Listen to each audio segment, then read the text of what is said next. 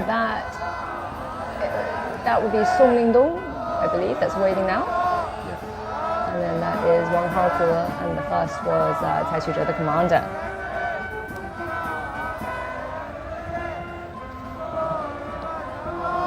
So we have just under 3 hours to go until their launch, and this is their preparation stage where they'll be setting off, meeting all the audience there to send them off, wishing them good luck.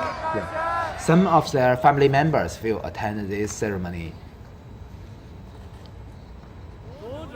Comrade Commander-in-Chief, we are following the order to carry out Shenzhou-19 manned space flight mission. Now we are ready to go. Please indicate. Member of PLA Astronaut Corps, Taikonaut Cai Xuzhe, Taikonaut Lingdong, Taikonaut Wang Haozhe. Proceed. Yes. Salute.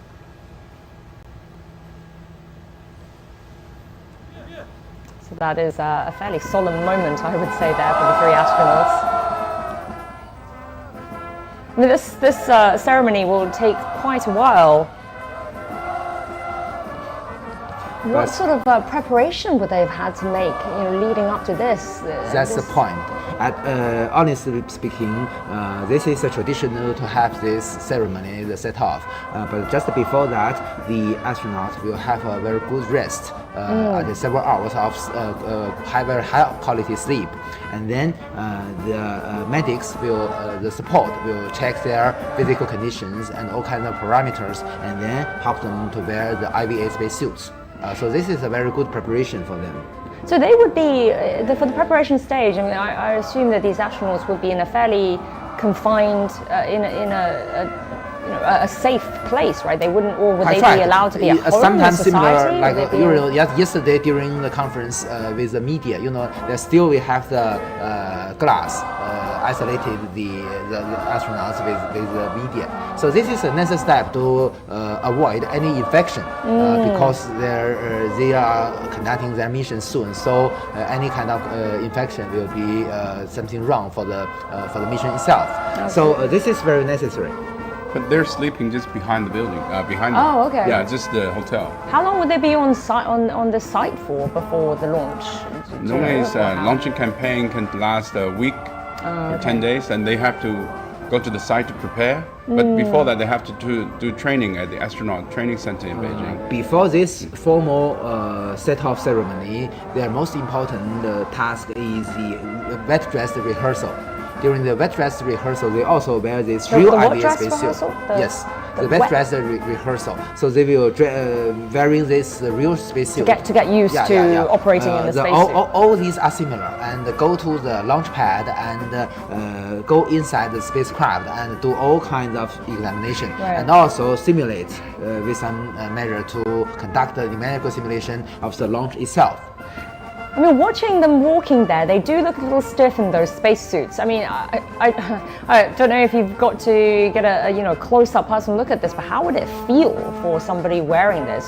Very heavy? Would it be very difficult to move around in? The IVA spacesuit is not so thick like the EVA spacesuit. So although it's a little bit heavier than our ordinary suit, but still much lighter than the EVA spacesuit. So of course they need some. They do have some burden, but not very serious. Right. It's not a very serious problem. It does look pretty bulky though. Yeah. Which might restrict their movement. Can be clumsy a little bit, but you're not moving too much because you're sitting in a fixed position that is most fit for the gravity. You may know that this IVA suit is to ensure their safety when their cabin is depressurized. So it provides an additional protection to keep them in a very high pressured atmosphere. So this is very important. They do have the tragedy happened before during history. During the Soyuz 11 mission, because the 3 cosmonauts only wear ordinary suit, not the IVA space suit. So when the cabin was depressurized due to the malfunction of a valve, so the 3 cosmonauts lost their life very, very painfully. So with this lesson, so there is no exception. During the launch and during the re-entry, all astronauts and cosmonauts will wear their spacesuits. I think it's safe to say that for an operation like this, every single detail is important, isn't it? There's just nothing that goes unmissed, or is nothing that's there for just redundancy. But I have raised the example. Even the valve, the malfunction of a valve can cause the loss of the all lives of the 3 astronauts, the cosmonauts. So right now we're looking at images from the Jiuquan Satellite Launch Center in northwestern China, and the Shenzhou-19 crew of 3 are heading to the launch pad, but there'll be a launch ceremony, a sending off ceremony for them. Yeah, I've been there 5 years before. Oh yeah? So you'll know what we're looking at right now, right, Professor Yang, this structure? Yeah, I saw that. This is the... but you know that today is much colder than Beijing because the altitude is about 1,000 meters high. Right. So although it's in almost the same latitude, about 40 degrees, like Beijing, but it's a little bit colder than Yes, Beijing. as our reporter was saying. The bridge itself has a nickname. That's the Space Memorial Tower, right? That's quite Yes, the but landmark. it's like What's the nickname of it's, it? Yeah. It's a stretching tower or something. Stretching it's tower. Like, it's like attendants stretch one ball in the middle. So it's like... That doesn't sound comfortable. But it has a very good symbolism, meaning, right? So this tower is constructed to resemble the Chinese character zhong, which means multitude or people. And it's interestingly, it's well, for anyone who doesn't speak Chinese here, but it's the character, 3 Chinese characters for people, for humans, stacked up on each other. You know that when I come Which to is the very much the achievement. Something like this, an achievement like this can only be done by the work of everybody, right? Every individual together. Exactly. Well, we heard that the convoys is also changed because the vehicle to the astronaut for the astronaut has been changed to a Chinese model. Oh. It's called the red flag or the Hongqi. Yeah. You are familiar with the motorbikes. van? Yeah, the van. The motorbikes, of course, is Chinese, and we have the convoys traveling about less than 10 kilometers from the hotel to the launch pad. So that is more or less a safe distance for the inhabitants and the launching campaign itself, because there is also it's, the rocket can be quite volatile, and they have also fueling process which is also highly toxic. We're using UDIMH and nitrogen tetroxide for this rocket, so it's so to keep it safe distance. So the convoy will travel about 10 minutes to the launch pad, and then they will send the astronauts to the escalator to board the rocket. What sort of distance are we talking about then? 10 minutes, but in That's about terms 10 of kilometers. 10 kilometers. Yeah, about 10 kilometers. That is From the a long hotel distance. after the bridge, and then go to the launch pad. And then after that, very soon after they get to the launch pad, they'll be going into the spaceship. Yep. Itself, right? They will then came out of the vehicle, and then there will be final greetings by the officials, and then they will send the 3 astronauts to the launch pad, and they will board in a lift that goes to the top of the rocket, and then they will be sliding in, because there's procedures of the 3 astronauts in order who is going to go At the commander first. first. Yeah, there 2 sides person will go first, and then the last one will be the captain. Okay. And then we will see that later on. So this is a convoy going to the launch pad with motorcade. So the public, the audience that we saw just now, the public would have been just at the Memorial Square, but nobody would be allowed to get too close to the launch pad, right? At that point, it would only be the specialists, the staff. It's an isolated area. Usually, the common people, what you mentioned, is not allowed to be closer. Also, it's dangerous, as Mr. Xian has already mentioned. For the Long March 2F rocket, at this moment, is already full of propellant. Yep. The propellant has the fuel. The fuel is called symmetrical dimethyl hydrazine, or UDMH. UDMH is highly toxic. And also, the oxidizer used by this launch vehicle is called nitrogen tetroxide, or NTO. You know that when NTO meet water, it can become nitric acid. Really corrosive, very dangerous for common people. So usually the fueling procedure is very, very careful. But it also has its advantages because you know that this is because it is a hypergolic propulsion system. They can be stored in room temperature, very convenient for usage. So this is also the reason sometimes this kind of the combination between the UDMH and NTO are still in use. So that's the reason.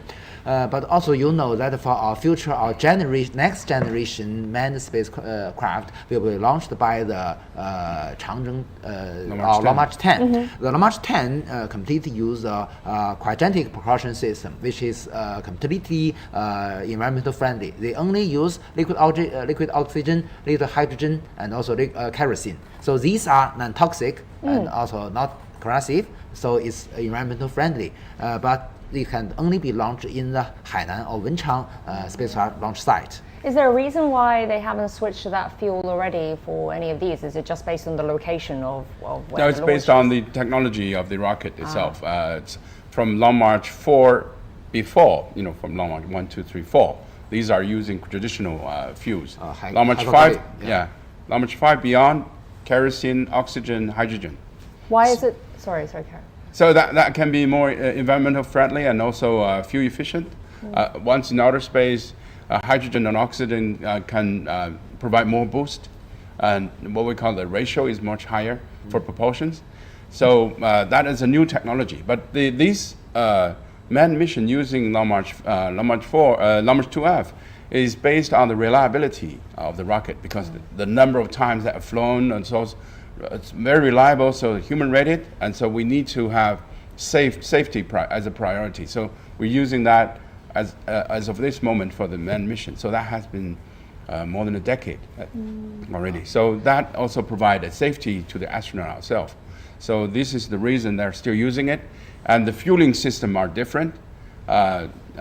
Yang Guang mentioned about the Hainan launch site. Yeah. They don't have UDMH nitrogen tetroxide fueling system because new rockets. Environmental concerns? Yes, for environmental concerns, and also the launch site is built for the new generation, not for the old one. So the old one are still functioning in the 3 traditional launch sites. So you wouldn't be able to use the different fuel, different rockets at a different launch site. It has to be specific to that particular design. This has not only have the influence to the rockets, but also have the influence to the satellites or other spacecraft. Today usually our spacecraft use 2 kinds of propulsion systems. Is one called the propulsion system, which use also the fuel and oxidizer. And also we have some satellites use a monopropulsion system, much simpler, only use one fuel. So for these 2 kinds of propulsion system, they need the different support system on the ground. So for certain facility on the ground, only maybe they can support certain kinds of spacecraft. So this is also different. So for a different launch site, also another consideration is the diameter of the rocket. Right. For our inland, in our mainland, because of the limit of the transportation system, especially the railway, usually the diameter of the fuselage of a rocket cannot be bigger than 3.8 meters. The standard of our old generation, like Yan Song has mentioned, the Long March 2 to Long March 4 rocket, the standard diameter of this is 3.35 meters. So this adaptable to the railway tunnel system.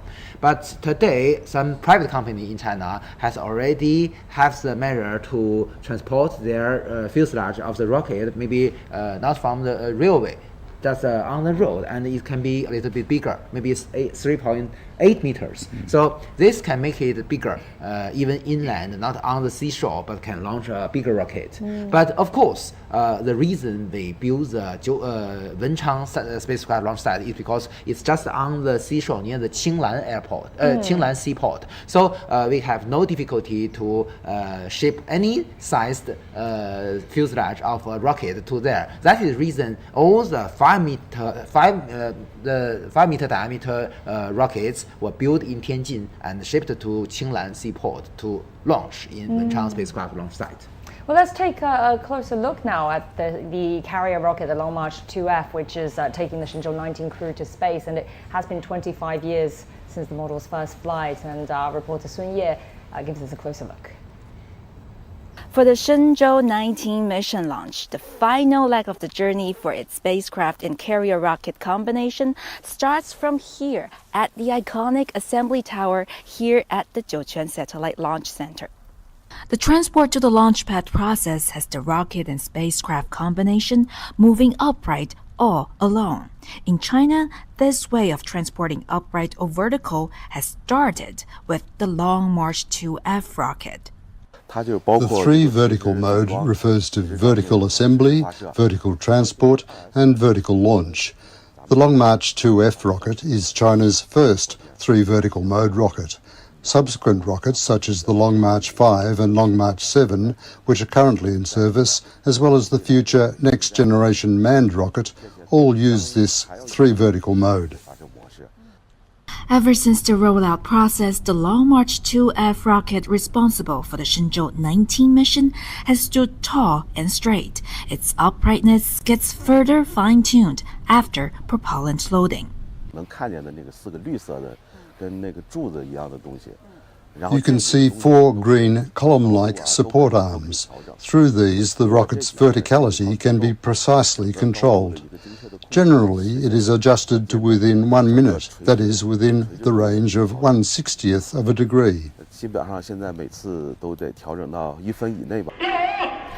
25 years ago, in 1999, it was a Long March 2F rocket that sent China's first experimental spaceship, the Shenzhou-1, into space.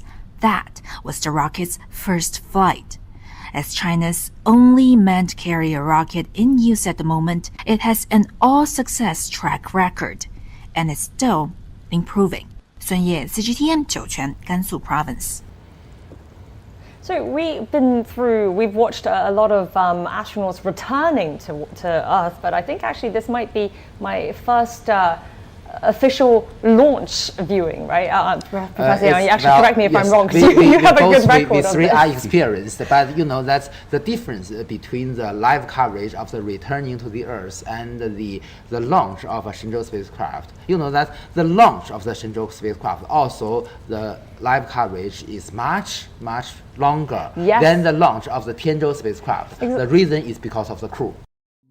Class time, project time, evlo stress ma.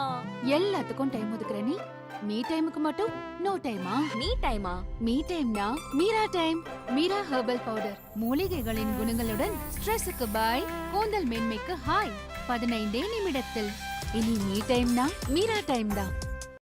Parameters and then help them to go inside the spacecraft. So they need a lot of time, and after they go inside, they also we're seeing the spacecraft now, right? The launch tower. Yeah. So because they need all kinds of checking, so usually from the setup ceremony to the launch, you need at least 2 or 3 hours. A very elaborate process. Yeah, exactly. So that's the reason why the live coverage of the launch of a Shenzhou crewed spacecraft is so long. And because I've spoken to you both so much about why they choose certain times and certain days for the return of spacecraft, but obviously the same consideration would go into the launch as well, right? Exactly. So this is a reason because of the orbital dynamics.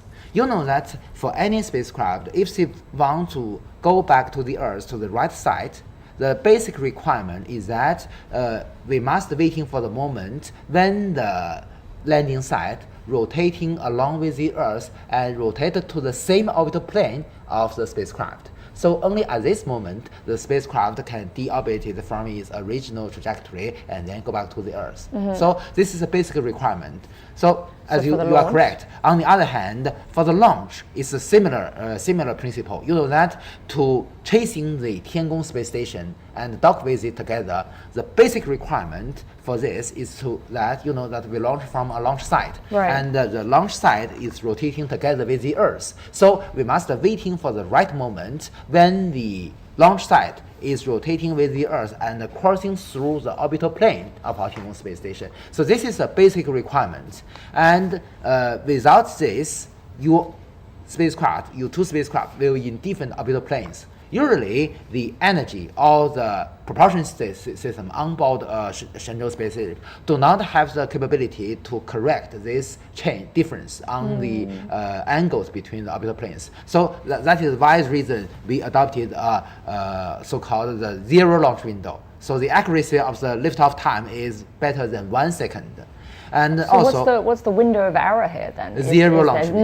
Nothing. It has to be precisely at that point. Yeah, exactly. So, but with the development of our technology, today we can conduct the narrow launch window, which means that because the capability of our launch vehicle is bigger than we needed. So with this margin, we can with a slight change on the launch window. So do not require it to be zero, but in a very short duration. So with this, we can greatly expanding the reliability of the whole mission because we still have the chance to change the launch launch moment. So also with the development of our there's the astronauts getting off now. Yes, off the they've already got off heading the to ground launch vehicle. pad. And also, as Yansu mentioned, they're waving their hands to the final, I believe many of their leaders from all departments. Final salutes. Another goodbye. Yeah. And how, obviously, weather is also very important. We want a clear sky day, no rain. Wish you a Wind sorry, conditions. let's see you in Listen to- Beijing. And also back to the China's CSS. And also we born in 1990s also will go to the CSS.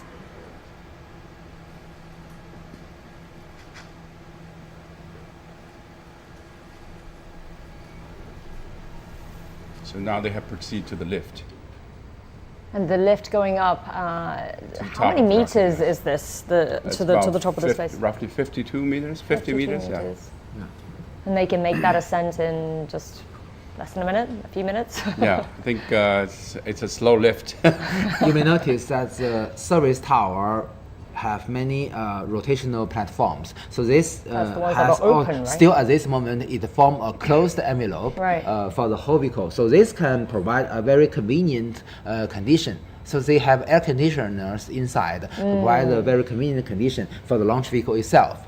But after several minutes, there will be the first, accurately speaking, there were 4 rotational platforms. And they will open one They will open platform one by one, but the sequence is very interesting. From the So bottom? the top one will be opened first, and then will be now the second one, but the bottom one, because you know that the difference between a manned spaceflight and our Euro common missions is that for manned missions we have an emergency escape system. So when the astronaut has already entered the Shenzhou spacecraft, in a certain moment we must ignite or activate the emergency escape system. If anything wrong happened to the rocket, this system will help the astronauts to go away from the dangerous resources and safely land it. And that's why the top platform has to Exactly. open first. So Oh, you they're can see out of the lift already. That's fast. Yes. Yeah. Faster than I thought. And the supporting crews are waiting there to get them prepared. They're going to be sitting down, and then they will be boarding the rocket sequentially. What sort of equipment would the crew, the support staff be carrying? I see them with a lot of boxes. Some medical equipment there? Or? Yes. What you mentioned, the medical crew belongs to what we call the astronaut system. The astronaut system is not only in charge of the training of the astronaut, but also in charge of the design and manufacturing of the spacesuits, including the IVA spacesuits and the EVA spacesuits. And also, as you mentioned, they have doctors to monitoring the health condition of all astronauts. And they will be doing a final check as well before they lift off, right? Yeah, they basically they bring all the tools, and they have 2 categories of supporting crews. One is for the astronaut themselves. One is for the rocket itself, because the rocket is done by the engineers. They know how to open and unscrew and then so fix them and unlock the rocket before it's launched. The life support system for the crew will check their conditions, parameters before they get in, and also connecting all the plugs, make sure that data are collected and sent back. Yeah. So I think from this moment they're sitting down and they're waiting for the support team to check them in. So what they're facing right now, is that the spaceship Yeah, facing the payload fairing of the launch vehicle, and you may notice there is a square hole on the payload fairing, and you know that just on inside is a hatch, is a side hatch of the orbital module. So all the 3 crew members will go inside the spacecraft with this side hatch of the orbital module, and then they will go down from the orbital module to the re-entry capsule. So they will sit inside. There are 3 seats there. They will sit in the re-entry capsule. You can see the monitors. Right? Yeah. So the you top can see right, the monitors of all the conditions. You can see that on the top right is the camera mounted in the orbital module. And on the bottom right is a camera mounted in the re-entry capsule. You can see the 3 seats. Right. So the astronaut now is not inside, but there are still ground crew inside to prepare everything. So how long will this process take then before they can actually get into the capsule? Less than half an hour. Okay. And there's also a plank you can see. And they won't walk the plank, but they slide the plank. Walk the plank. We don't want them to walk the plank. You know, there are many details we need to notice about. You know that when the astronaut go to the inside, crossing the payload fairing, that even they need to pay some attention to their helmet, because maybe the helmet is fragile, and you know that sometimes the ground crew will help them to give some protection of the helmet, because they will go inside. So from when we saw them arrive at the square to wave to the public, to when they officially get into the rocket and launch, I mean, we're talking 3 hours or so, right? Yes. So no food, no drink for our astronauts during this time? Fully drinked, I think. So nothing during this time then, until basically they reach the space station? They can have drinks during the flight, and also it's going to be for the quick rendezvous. It's going to take at least 6 hours to 6.5 hours to get to the station. But also one thing you need to notice that we also mentioned about the Hainan launch site. They're going to launch a cargo in 2 weeks, bring new fruits, new food to the station. Yes, because the old crew has been there for half a year. Everything they have could be quite used up, not very tasty. Right. So they're gonna expect the cargoes to come, and also the old crews to go away. So they're expecting a lot of things. 2 weeks. In 2 weeks' time. 2 weeks, yeah. Actually speaking, the everyday dial of the certain astronauts is customized based on what he like. For instance, our commander of the Shenzhou-19 crew.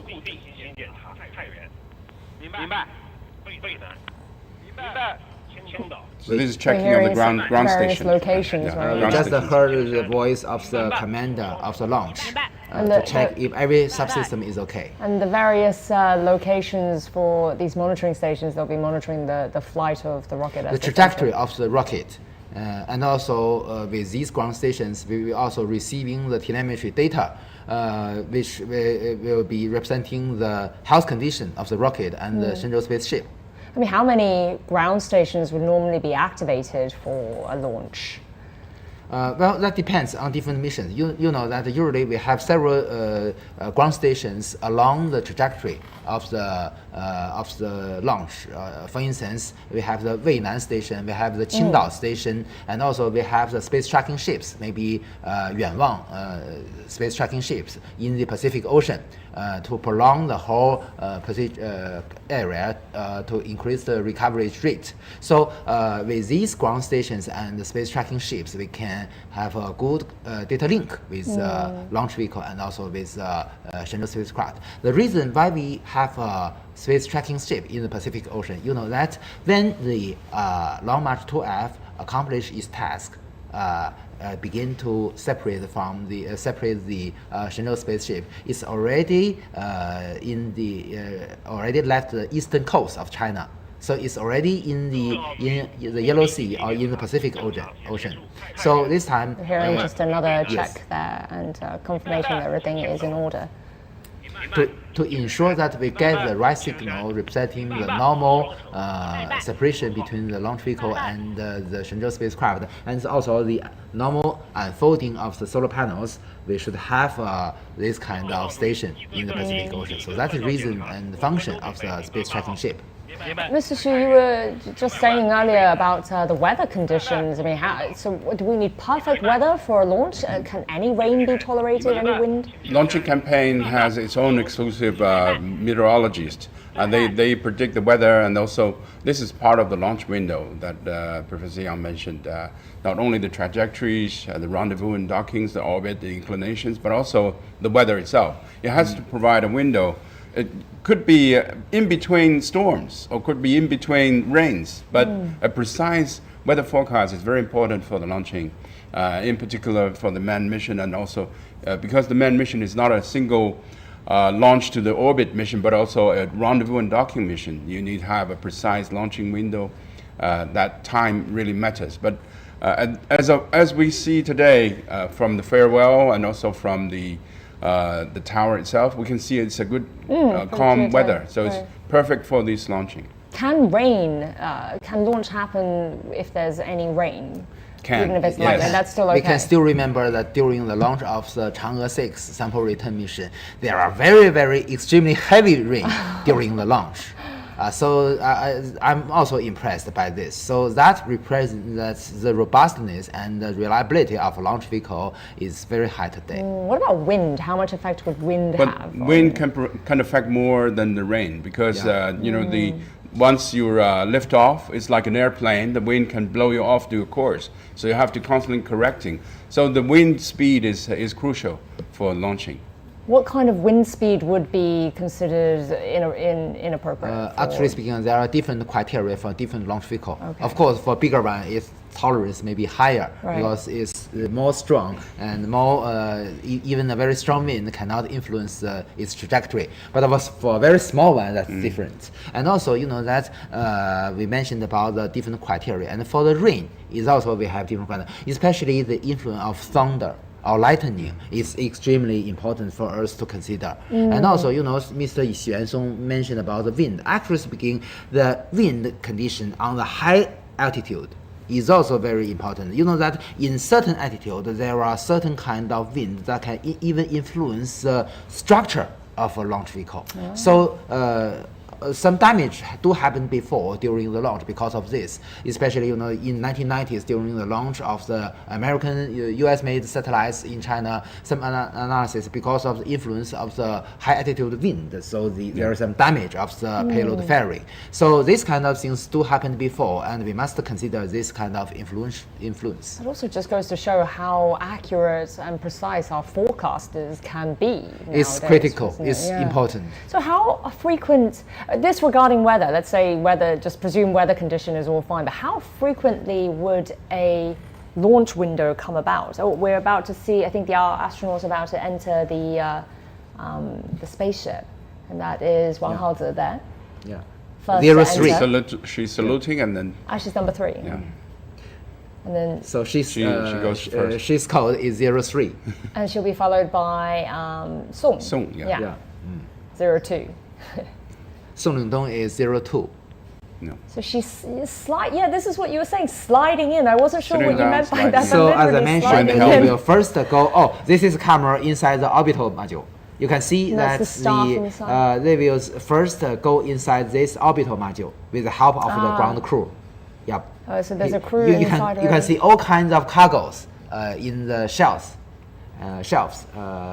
around the orbital module. So she already inside the orbital module and then go down to the re-entry capsule. Are they sliding in just because of the sheer size of this hatch? Actually speaking, it's very, very narrow.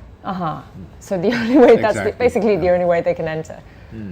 Yes, that's the only way, yes. So there is a hatch between the orbital module and the re-entry capsule. And that's as far as the staff can go, right? The support staff. I mean, can they fit any more people into the orbital entry, the re-entry? Re-entry cannot fit anyone. It's just the 3 astronauts. So I believe that Ms. Wang will sit in the seat closest to the camera. Okay, let's see if you're right. Well, I'm pretty sure you are, since Maybe you've they have seen more many of these. Yeah. Maybe more cameras. They do. But usually we use the side one, which has a better view. Yeah. I mean, this is a very long, drawn-out process. They're very careful with every step they tread in there. One thing interesting is to know that the seat themselves are designed for the astronaut individually, so that they can, experience maximum G's, gravities. We know that the human body cannot tolerate more than 12 G's, but these are seats that designed in such a way that you sit in, you're fit very tightly, and you can tolerate more gravities. So it's got to be very snug, fitted to their body shapes. Do they consider weight as well? Is that a factor in the chair design, or is it just mostly the body shape? Mostly body shape, and mostly your height, your deep contours and everything. Well, we can hear the voice from the launch site system. They are just conducting another numerical simulation of the launch. So it takes a while for her to get comfortable there. Yeah, it's a tight fit. Yeah. And also, we can hear a lot of radio announcement. These are exercise after exercise, to make sure that all functions all systems are go for the launch. Not only, these are launching sequence, and also they have ground crews, ground stations to check their links. Mr. Song Lingdong is now going into inside the cabin. 02 sliding in. Mr. Song Lingdong is the one during the re-entry. He will in charge of the cutting off the parachute. So that is the role of 02. I mean, they will all have been assigned specific tasks during this whole launch process, right? Because his seat is near the button to cut off the parachute when landed. Is it always 02 who does the parachute? Always 02. So he has the handle. So what price Yaping most? Because during the Shenzhou-19 mission, the capsule landed vertically. This is the reason, because she pressed the button in the most right moment. So it won't pull off. Yeah. Yes, in most cases it will be pulled off, as Yanson mentioned. But you know that if it can land vertically, the astronaut will feel very convenient. But how hard is that to? Very, very hard. You seldom have the chance. In most cases, almost more than 90%, they will lie down. Because you don't have the right moment to push the button to cut off the parachute. So do you think for her, for Wang Yaping, that was by chance, coincidence, or was calculated? And lucky enough, we only have Luck. we only have two examples: the Shenzhou-6 mission and the Shenzhou-13 mission. Only in these two missions, the capsule landed vertically. Right. And there's the commander. Well, finally, the commander will go inside and sit in the middle. 01, Cai Xuzhe. Mr. He's Cai our Xuzhe. veteran. He's our returning astronaut. Please notice today that all the members from the second batch of Chinese astronauts have already have their chance to go to outer space, and among them, 6 of them, including this one, has already have their second mission, and 4 of them has already become commanders. He was last up there. Cai Xuzhe was last up there in 2022, right? So I think it was. So after him, 2 years before. Yeah. And 2 years a break in between going up to space, is that a kind of a normal amount of time? You can go a little bit faster, but it's physically challenging. You have to take a half a year to recover physically, because it's a long duration flight. It's not a week flight, but it's a half-year flight. So you lose a lot of bone mass. Your cardiovascular system changes. Your muscle loses. So you have to regain all of those, and you have to have good physical exercise and nutrition. And then you get recovered and trained for the new mission. You have to do a lot of simulations, train with your new crew, and also so that takes time. So this is a pretty standard amount of time then in between missions. Yeah, 6 months to recoup, and then another lead up to this. He was up, Cai Xuzhe was last up there for 6 months as well, I believe, right, with the 14. The 14 was the first mission to crewed mission to be in the space station for that long period of time. Not the first one. In Shenzhou-19 mission, Mr. Ye Guangfu will the first one in China who have accumulated time in space for 1 year. Mr. Ye Guangfu, when he come back to the Earth 5 days later, he will be the first one that conducted the accumulated time in outer space will be about 1 year. Mr. Ye Guangfu will be the first one. Because in Shenzhou-13 mission, he also stayed in outer space for half a year. So this time, another half a year. And then Cai Xuzhe will be then, I guess, the second astronaut The second stayed one, for accumulated to have this. 1 year. It's a standard half-year mission for every crew, so to maintain the permanent presence of human being in the station itself. So this was designed in such a way, and also supporting system like the cargo ships, life support system, oxygens, waters, food, and all are designed in such a way so that the crew can be sustained for half a year. Initially, the crew was up there, I think, I can't remember which Shenzhou it was, but for just 3 months, right? And then that expanded to the 6 months. And there were also queries about emergency cases. For example, we know the International Space Station has 2 astronauts that cannot come back with their original capsule. Boeing style liner. Boeing designed, and also the question was asked, how about the Chinese station? And we know that there is this is Shenzhou-18 mission. We have 19 mission already in the vicinity. Once this is launched, the 19 will be on the pad for any emergency cases. This is 19. So 19, this sorry, is 19, 20. so we have 20 waiting. So 20 is going to be standby for any cases that anything happens to the previous crew, and we can send the 20 for emergency. Now Mr. Cai Xuzhe, the commander, is go down from the orbital module to the re-entry capsule with the help of the ground crew. You can see that. And again, another very tight fit. I mean, this is really, there's just no space for maneuver. But today it's already from a very standard routine, so the ground crew is also well trained and experienced. Right. So they do know what they should do to help the astronauts to go more smoothly. And also, you know that usually the ground crew have 2 categories. One from the medical team, usually belongs to the astronaut system, who are in charge of monitoring the health condition of the astronaut. And also the other team belongs to the spacecraft system, because you know that all these modules belongs to the Shenzhou spaceship. So they also need to ensure that everything is okay, including that finally they need to close the hatch, close the front hatch of the re-entry capsule, and then close the side hatch of the orbital module, and then close the panel of the payload fairing.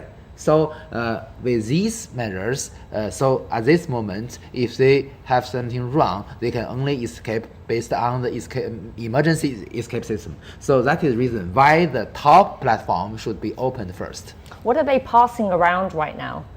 That little clipboard. Well, you may notice that they are still. You can see that Miss Wang is checking some menus. A lot of fiddling around there. Some handbooks. So that I believe that inside this handbook not only have the instructions of how to do in normal condition, but also have all kinds of instructions on in abnormal case what you should do. Emergency case. Yeah. So they have to be familiar with all these kind of tasks and also do all kinds of trainings before the launch. There's a checklist for them to go through. Exactly. And that's what they're looking at right now, isn't it? Well, let's check in with our reporters. So we do have the 3 taikonauts, Cai Xuzhe, Song Lingdong, and Wang Haozhe, now in the capsule and making themselves comfortable there. And the spacecraft will be soon taking off from the Jiuquan Satellite Launch pad and bound for the Tiangong space station. So Sun Ye is at the Satellite Launch Center and Zheng Yibing is at the Beijing Aerospace Control Center. So let's check in with both of them. Hi, Sun Ye. So, what do you have for us? How are the preparations there? What's the mood like? Hi there, Jiayang. So we are 1.5 kilometers away from the launch pad, and you can see the rocket is still wrapped in those blue rotation platforms. It's wrapped there. It's protected from the chill and from everything else. But really, the temperature isn't that big a problem, considering all the preparations they've been doing. When that rocket reveals itself in time, you'll find there are heating pads taped wrapped around the rocket. That's for an extra layer of warmth. And when it's launched, those heating packs will come off. We've just talked to experts in the rocket system, in the launch center system, and in the spaceship system. And all these experts say everything is proceeding according to plan, smoothly, and as they've always said and usually say, everything is normal and it's in good condition. But we do want to share a little bit of things that happened earlier. Now that the Taikonauts are in the spaceship and they have traveled from that square of dream come true in that seeing off ceremony to the launch pad. Earlier, we also traveled in a minibus on that whole path. So I think you have seen the aerial shots, how this whole place is lit up and decked up, but we have seen what the Taikonauts are seeing at their eye level, on the street level. One thing that's quite interesting are the road signs. Here, the road signs, the street names, they are quite meaningful and special. There is the road of technology, there is the street of aerospace, there is the street of peace, and on those street names, there are even more messages taped on there, including going to space is romantic, space exploration is limitless, let's go explore space together. So these are probably the last messages, the last words the Taikonauts see before they enter into that launch tower and into the spaceship. And all of these words are like what they've been seeing throughout the day, are the best wishes from people here. Jiayang. Oh, that's definitely nice messages to see before they embark on this really important mission. Thank you so much, Sun Ye at the Jiuquan Launch Center. And now let's head over to Zheng Yibing, who's at the Beijing Aerospace Control Center, and that is the place which will oversee the launch. Yibing, what are you seeing there? What's happening? Well, yes, Jiuyang. At the Jiuquan Satellite Launch Center now, the Shenzhou-19 crewed flight mission is in the launch sequence. But here in Beijing, the Chinese capital, the Aerospace Control Center, from the big screen behind me, you can see the multiple angles of the Shenzhou-19 crew, their status in the spacecraft at the Shenzhou-19. Well, this is a center which is what you call the Beijing Aerospace Control Center. Well, last time when we were here was for the Chang'e 6 lunar mission, and this time is for the Shenzhou-19 crewed flight mission. And this center is for the whole mission of the Shenzhou-19 mission, and it coordinates all systems from the launching center to the landing site, and also the measurement and control stations across the world, and as well as the Chinese Tiangong space station. So from here, we can not only hear the brief and short communication between the Beijing Aerospace Control Center and other centers and other stations, we can hear also the typical Beijing copy between them. So that is really impressive. And on the big screen behind me, we can see the status of the Shenzhou-19 crew. They have entered the Shenzhou-19 spacecraft while the three Taikonauts are reading the handbook, the menu for this whole mission. And they look very firm and determined for the upcoming mission, and for the ignition and for the handover into space to meet with the Shenzhou-18 crew. And in the coming hours, we could also see the status of the Shenzhou-18 crew. The crew has been in space for half a year. They are making the final preparation to welcome the newcomers to the Tiangong space station, and they will hand over in the Tiangong space station for a couple of days. So that is a really impressive moments to come. So back to you, Jiayang. Yes, we're looking at the very same images as well. Thank you so much, Yibing at the Beijing Space Center, Space Control Center. We may notice that all these three crew members are checking their handbooks, so they are very, but they are very confident, but still they are very careful to ensure that they are familiar with any step. That's actually a really similar scene to seeing them come back to Earth as well, right? They've got that little checklist. Yeah. But what would be different then on the launch checklist and the return checklist? I think the launch checklist would be a shorter one, because it's more of a routine. It's it's not controlled by the crew, but they have to just to provide the information inside the capsule. But all the launching sequence is not part of the crew pressing the button, but it's someone on the ground in the control room press the firing of the rocket, and then there's it's less than 10 minutes you'll be out of atmosphere and out of the Earth. So is this more of a reassurance thing? I think they have gone through all the exercises many times, but they're quite serious because this time is for real. So they have to go through the process very carefully. And also, as Professor Yang mentioned, there's what we call a full-time safety protection. Outside the capsule, the astronauts can slide down to a bunker, and there's like a rubber tube for astronauts to go sliding down from the lift. And then so inside the capsule now the what we call escape tower is activated. So in case we're at the 2-hour countdown now. Sorry to interrupt you there. It's T-minus 2 hours and counting. Yeah. So 2 hours to go till launch. So in different countdown moments, we have the checking of the different critical systems, including the launch site systems, the rocket systems, the Shenzhou spacecraft systems, the TT and C systems, and also our Tiangong space station systems. Everything should be go ahead. So it's like a protocol they have already exercised many times. Once you call 2 hours preparations, then there is an activation of number of actions.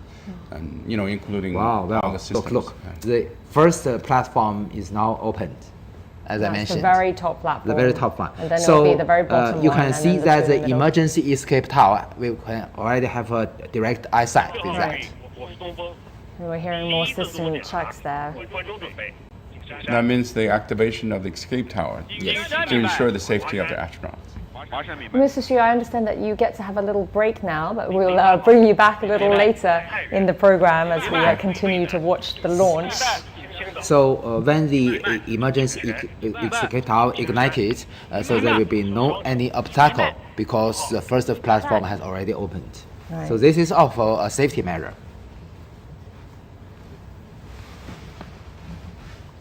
What China has laid out is roadmap for space science development, and one of the key goals of the plan is to become a space industry leader by 2050. And other objectives include a manned lunar mission. Let's take a look. China announced its first ever medium and long-term plans for space science development.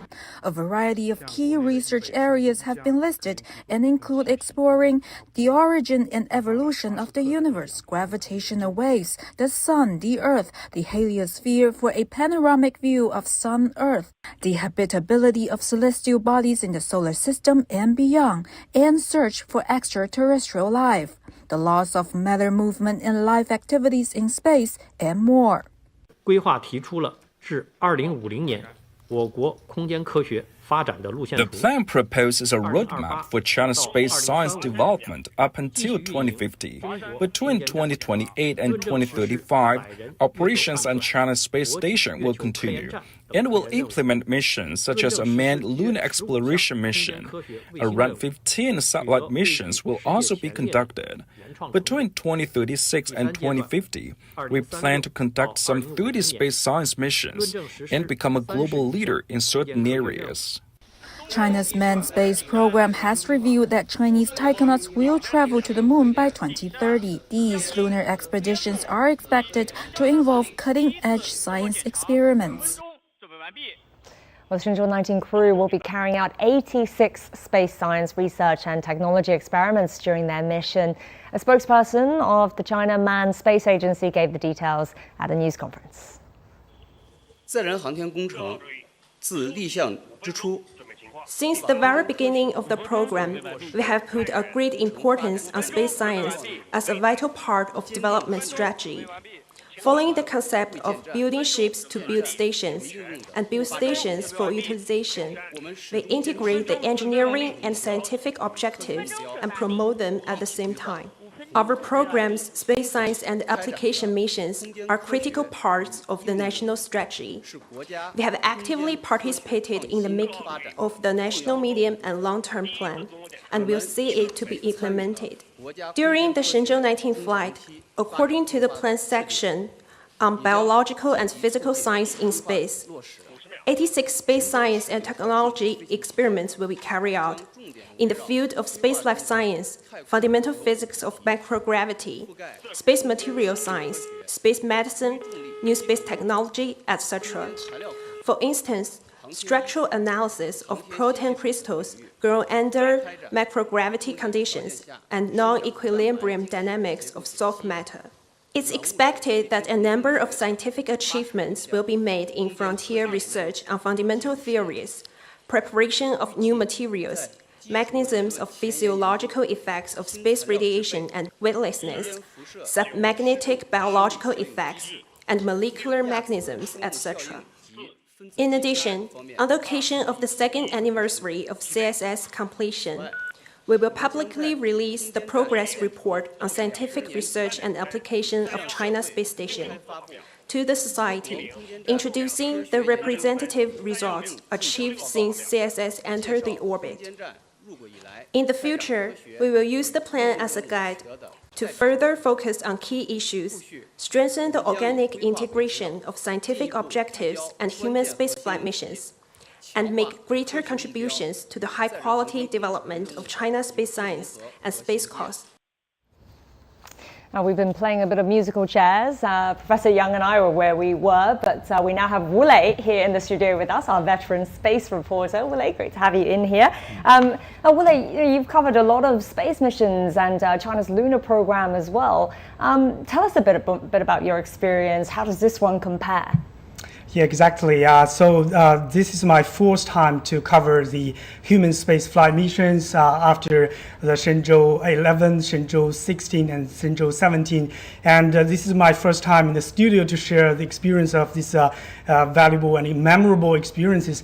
And I found that in recent years, for the human space flight missions, global space society have been paying a lot of attention on these missions. They want to know more about these tachonauts and also the missions on board the China's Tiangong space station. So in recent years, whenever we go to these kind of international space meetings, conferences, and also the exhibitions, the global space experts want to understand the latest development of China's Tiangong space station, the experiments to be conducted on that, and also China's lunar and Mars explorations. So here, this time for the Shenzhou-19 crew, a lot of attention also being attached. So they will be following carefully about this spacewalks and also a kind of experiments.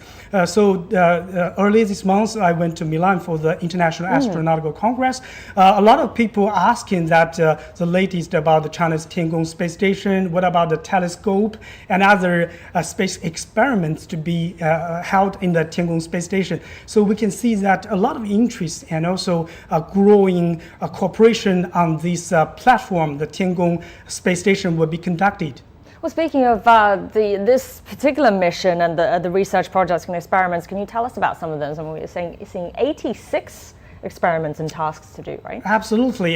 This morning, I also watched the whole press conference, and I noticed that there are over 86 experiments and tests, because we know that on board the Tiangong space station, inside there are kinds of experiments like space materials, space medicine, and also biospace technology, and also microgravity experiments. And also outside of this cabin, the tachonauts will have these spacewalks, and also they are going to install some kind of space debris protection devices, like, because the Tiangong space station is orbiting about 400 kilometers away from the Earth, and there are a lot of space debris. Right. And they are now, for the Shenzhou-18 crew, they have already installed some part of these devices, and Shenzhou-19 crew will continue to install this kind of space debris protection devices, and also they will conduct several times of spacewalks to continue to conduct the experiments outside of the cabin because of the microgravity environment, the radiation, and other. So there are a lot of experiments that to be put outside of the cabin. And also this time, I heard from my colleagues Sun Ye and Chen Yiling, they have talked to a lot of scientists and also engineers from the Chinese Academy of Sciences. They have brought many kinds of new experiments to the Tiangong space station, because we know every time each crew will conduct different types of experiments. And this time, one experiment that really impressed me most is that they even brought some space flight in the flies, fruit flies. Living flies. Yeah, little fruit flies to the Tiangong. आ रहा हूं मैं सिंघम, तेज रफ्तार वाला सिंघम, हर मोड़ पे साथ निभाने वाला सिंघम,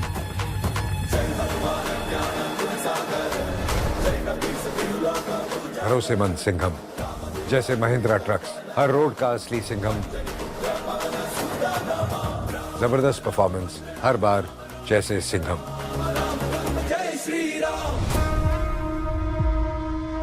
इस दिवाली देखिए मेरी film Singham again, only in theatres near you.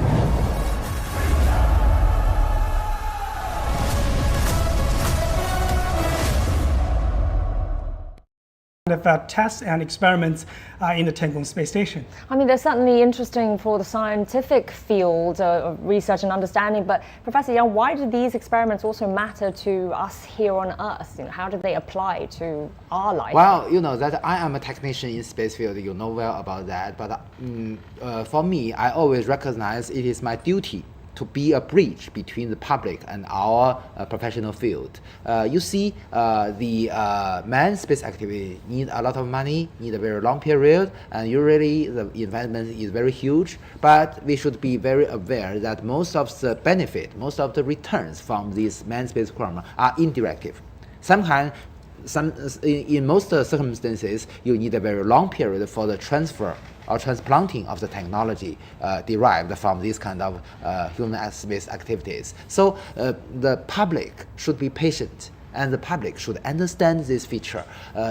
There are many other examples. You know that from the Apollo program conducted in 1990s and 1970s, the United States benefit from it in all areas. And it's actually speaking, although the program is politics driven, but they do have sufficient return from this program. Today, the space-capable nations, including with China, paid more about the efficiency. So we hope that we can do more things with limited budget, but still with the scientific research experiments conducted in outer space, sooner or later it can benefit our daily life.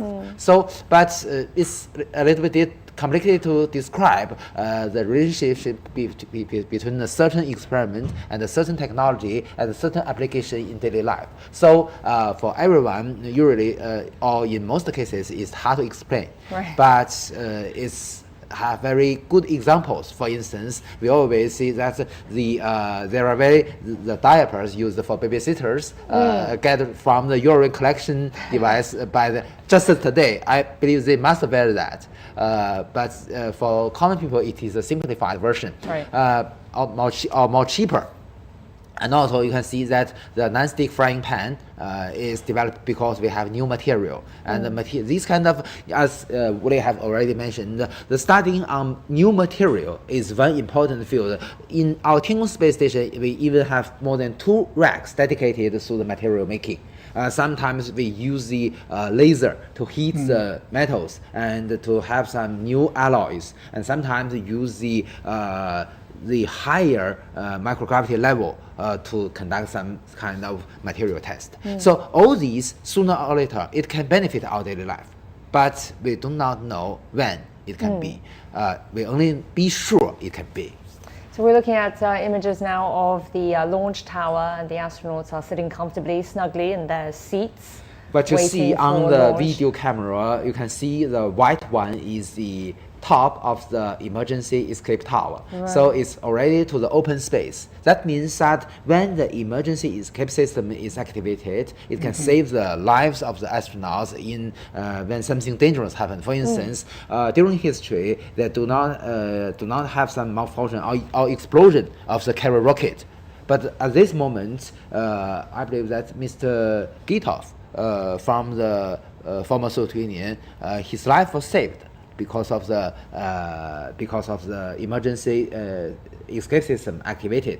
And just now, I believe that just inside the International Space Station, the commander of the new ITCU, Mr. Haig, Nick Haig, he has experienced an emergency escape during the Soyuz MS-10 mission because during the separation of the boosters with the core stage, there is a collision, and the malfunction detection system judged that it is dangerous, and then the escape system activated. So Mr. Nick Haig is the one just experienced these kind of things. So I mean, these spaceships, they're constantly being updated with the latest technology, right? So what's different about this particular one compared to its predecessors? To both of you. Well, you know, that's we call this Long March 2F a human-rated launch vehicle, or the only human-rated launch vehicle now in China, which means that to concern about the reliability and the safety is much higher than other launch vehicles used currently in China. Because, you know, for human missions with crew inside, we must ensure its safety. Based on the original design, different from its predecessors, the Long March 2E, although the Long March 2F have a similar configuration with the Long March 2E, but it has a new malfunction detection system.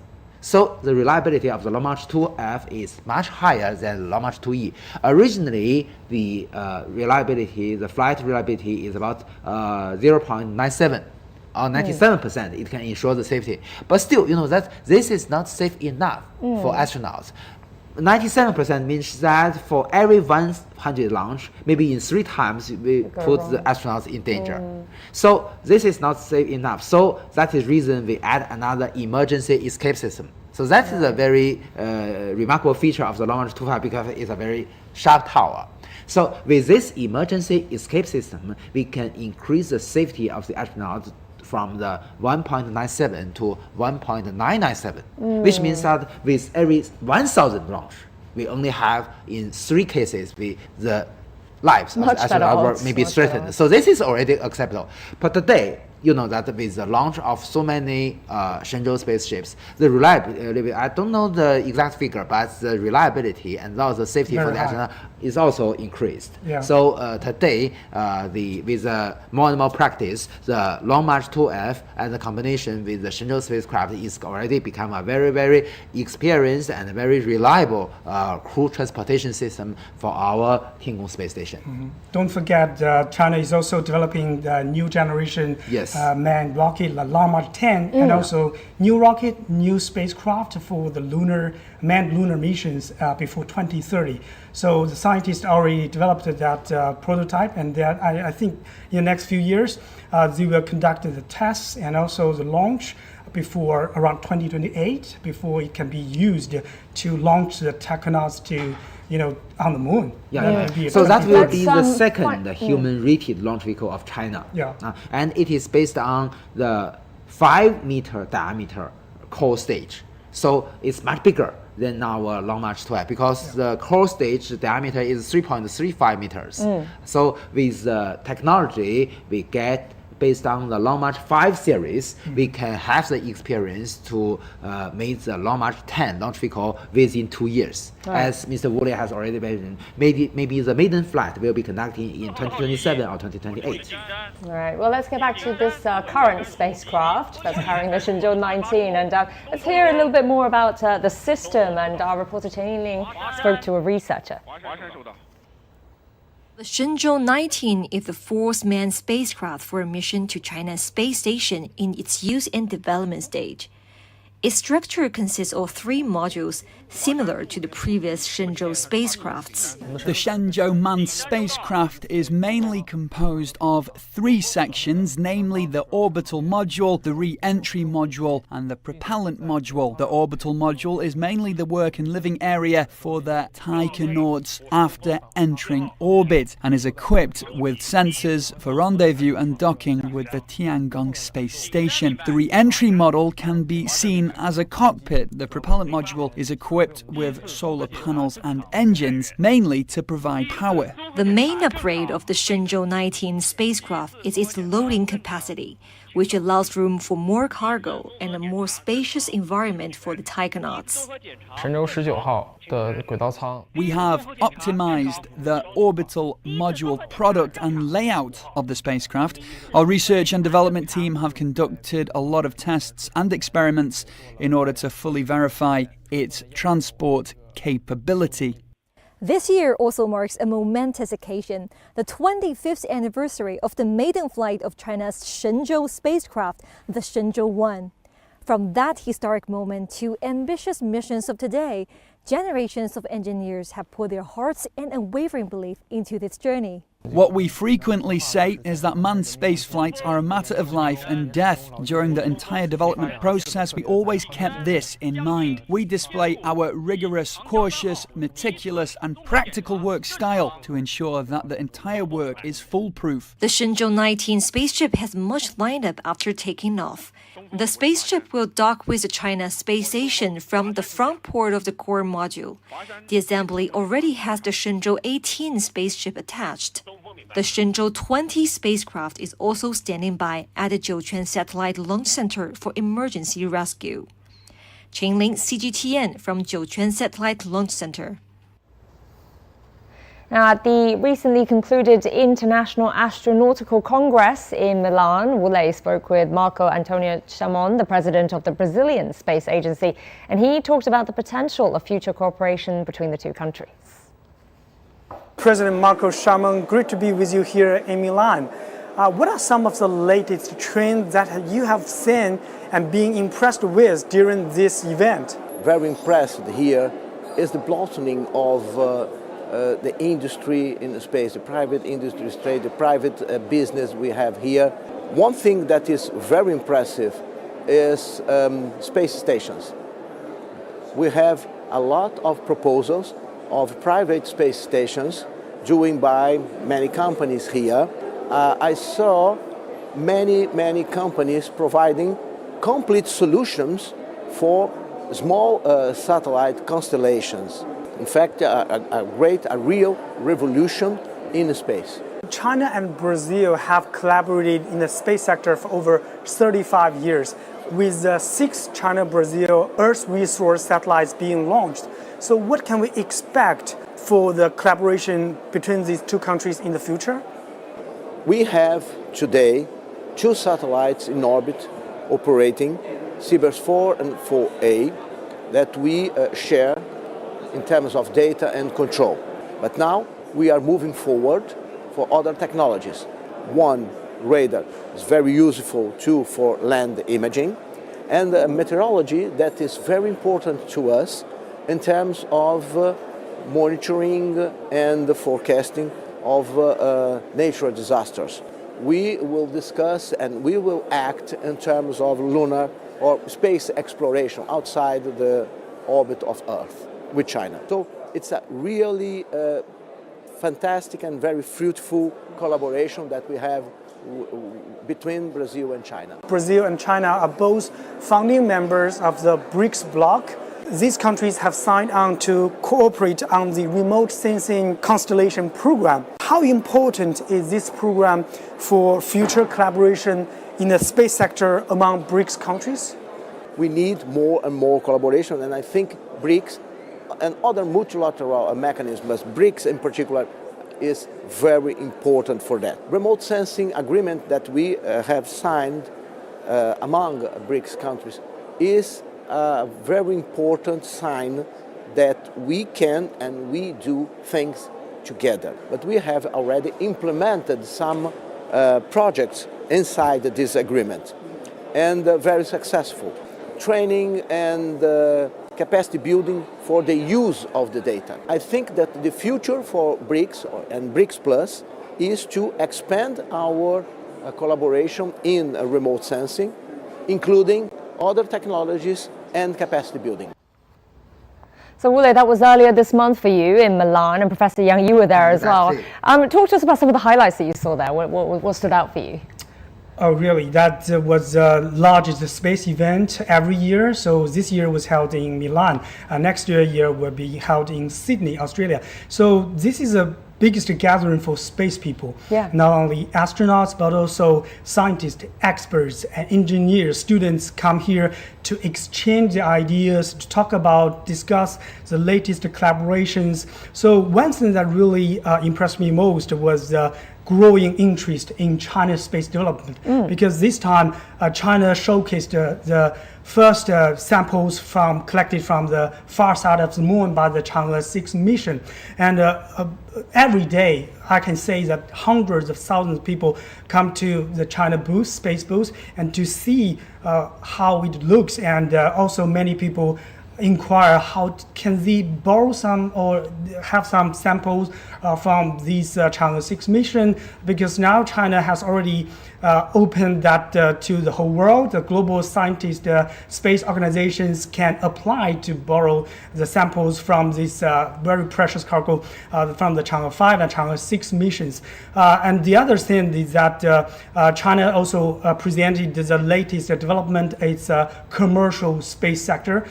Many rockets and also satellites and also other segment products in the space sector have been presented in the booth. And also I visited the NASA booth and also ESA booth and also India space booth. I can see that many countries around the world are now investing more in the space sector, because nowadays you can see that with a lot of attention on the lunar missions and also on Mars and the other deep space exploration missions, a growing number of countries like Brazil, like India, and also other developing countries are investing more in the space sector. They want to take the advantage of a space exploration to develop their own space sector. And China has a space station now orbiting there, and also China proposed to build an international lunar research station. Over 15 countries and regions have already signed in. So a lot of countries want to collaborate with China on these lunar and also deep space missions. So in the future, we can see more collaboration will be expected in this area. And also for the astronauts side, many countries want to send the astronauts to China's space station. A lot of countries have already applied, and we are being told by the China Manned Space Agency, in the future, foreign astronauts will come to China for the training, and they will be sent to China Space Station. They will work alongside with Chinese astronauts, scientists, engineers together to operate and do the space experiments. And last but not least, and I can feel that a growing number of commercial space applications have been provided in this exhibition. Many companies, private companies, they are offering a kind of commercial space application, or also private space station.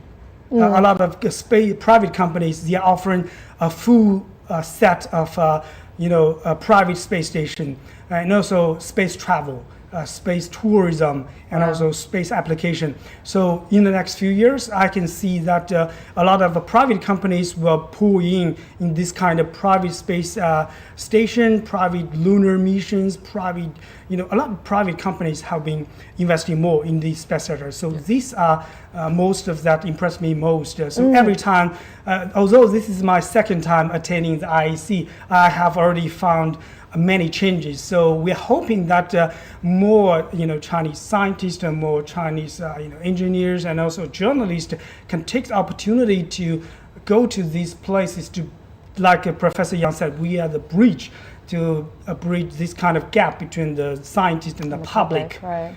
What kind of changes then? Is it changes from the first time that you attended? In what areas of space development? Last year was held in Baku, in Azerbaijan. This year in Italy. So I can see that this year more European countries go to Italy and go to Milan. But we can feel that a growing number of Asian countries, developing countries like the many African countries also go there. I talked to the CEO of South African National Space Agency.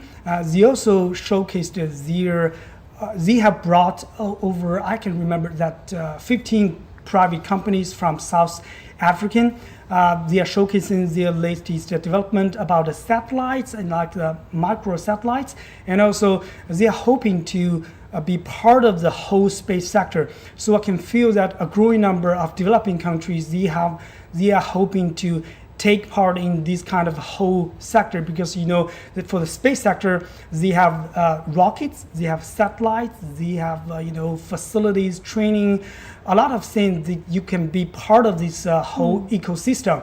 So I can feel that not only in the past, only the US, Russia, and also ESA, a lot of developed countries have been in this game or this sector, but now a lot of developing countries are joining in. So this is one of my big impressions. Is that a trend that you saw as well over there, Professor Yang? Well, you know that my duty is the chair of the Space Transportation Committee, so I should monitor the 9 sessions we are in charge of. So every day on my way to the room conducting the session, I can very frankly see Mr. Wu Lei has an interview with an important person. Some of them are my friends. Also, the IAC, or the International Astronautical Congress, is the right place for communication between different sectors. So for this, usually we call this the Olympic game in space field. So we have the guys from the governments, from the universities, from the industry, from the private firms, from the other organizations or NGOs. Oh, we just heard a voice from the ground commander. Yeah. Another systems check-in, making sure that everything is in order. So let's continue our topic.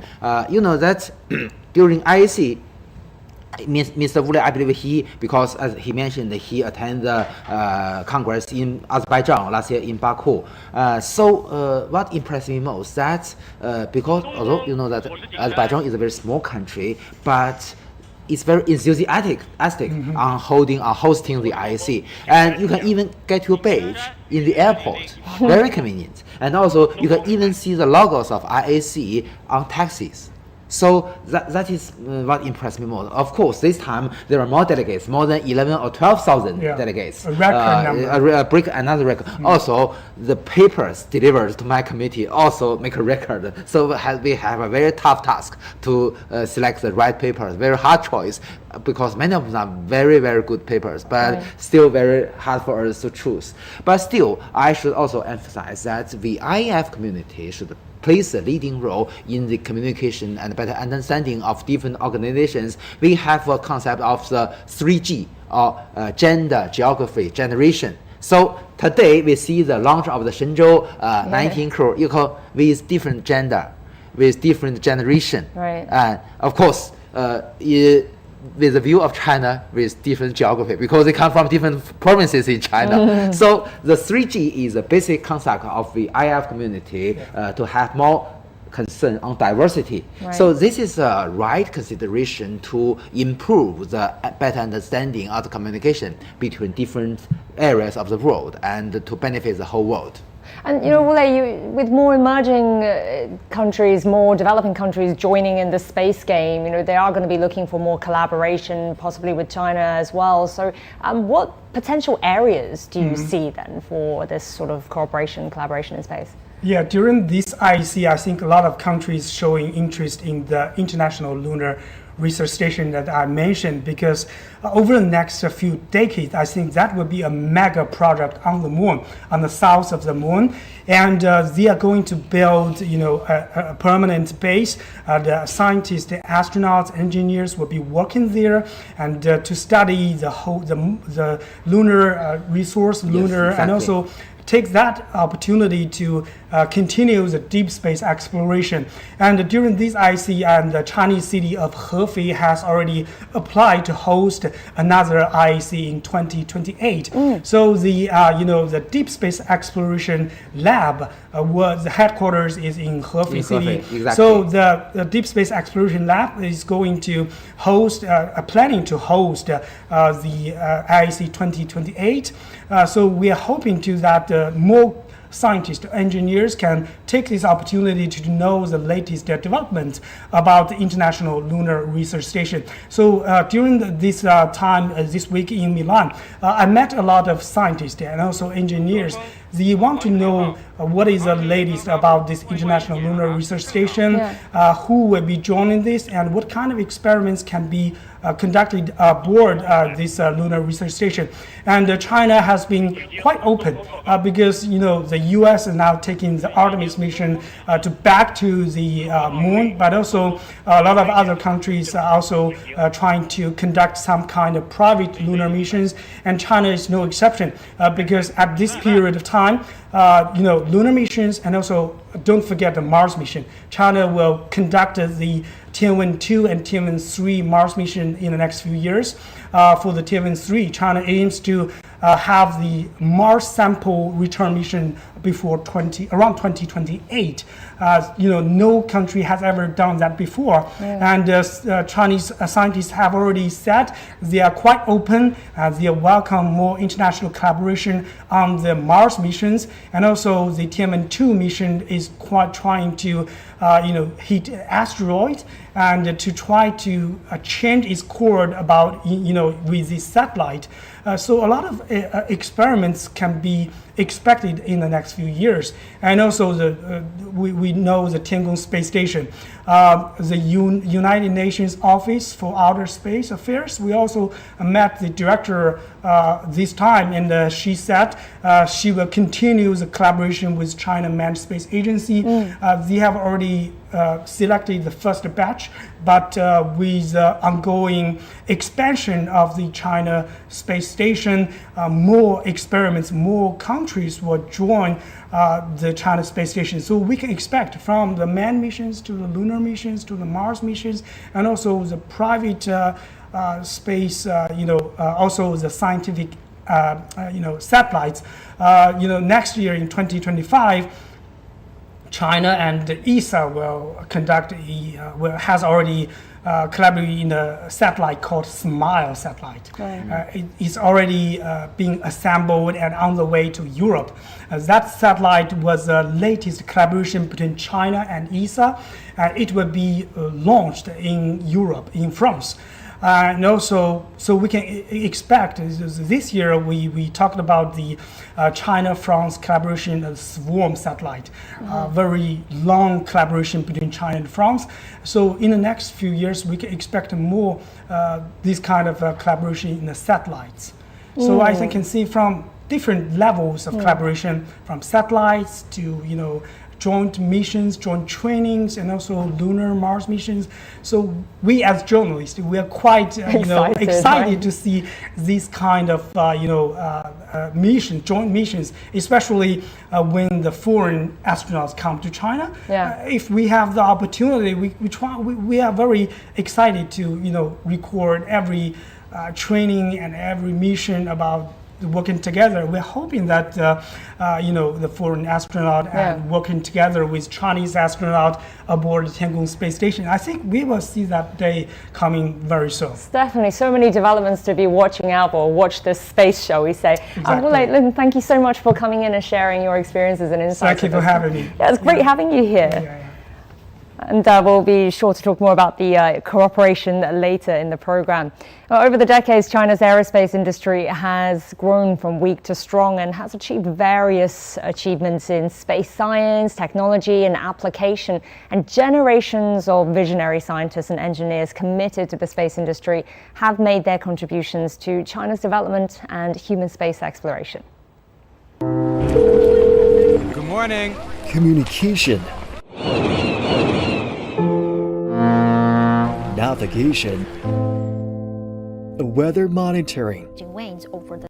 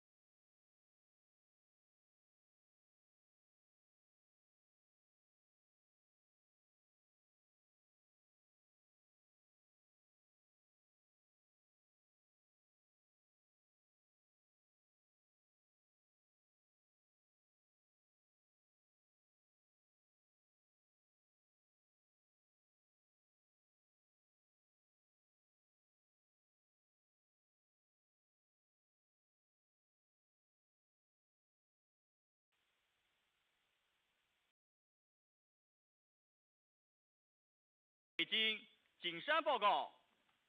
我是北京景山，请讲。景山报告测量船当前海况及2小时准备情况。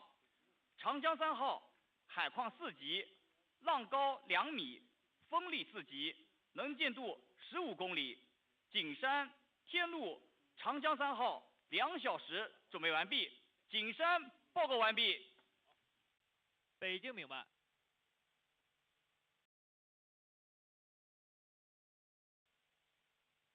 北京华山报告。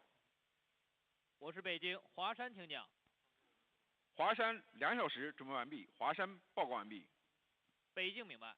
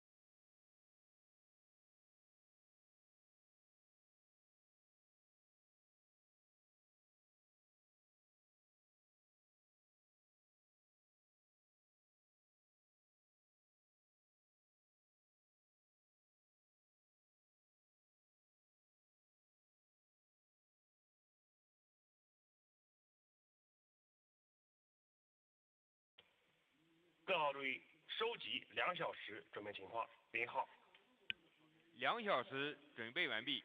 太原2小时准备完毕。渭南2小时准备完毕。青岛2小时准备完毕。酒泉2小时准备完毕。青山2小时准备完毕。双城2小时准备完毕。 5号2小时准备完毕。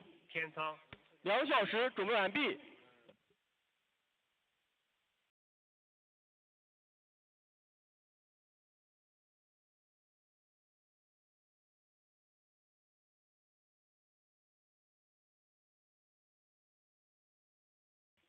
北京东风报告。我是北京东风，请讲。东风2小时准备完毕，报告完毕。北京明白。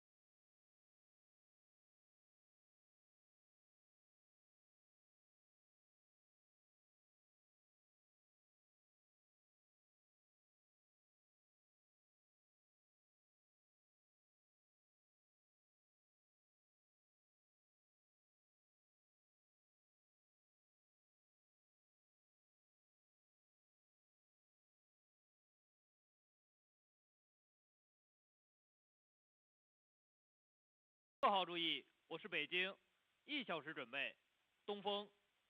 东风明白。华山。华山明白。江阴。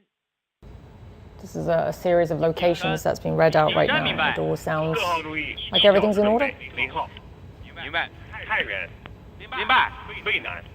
And this is the checking of the communications in between the ground stations. That is going to be keeping tracking and data collections throughout the process.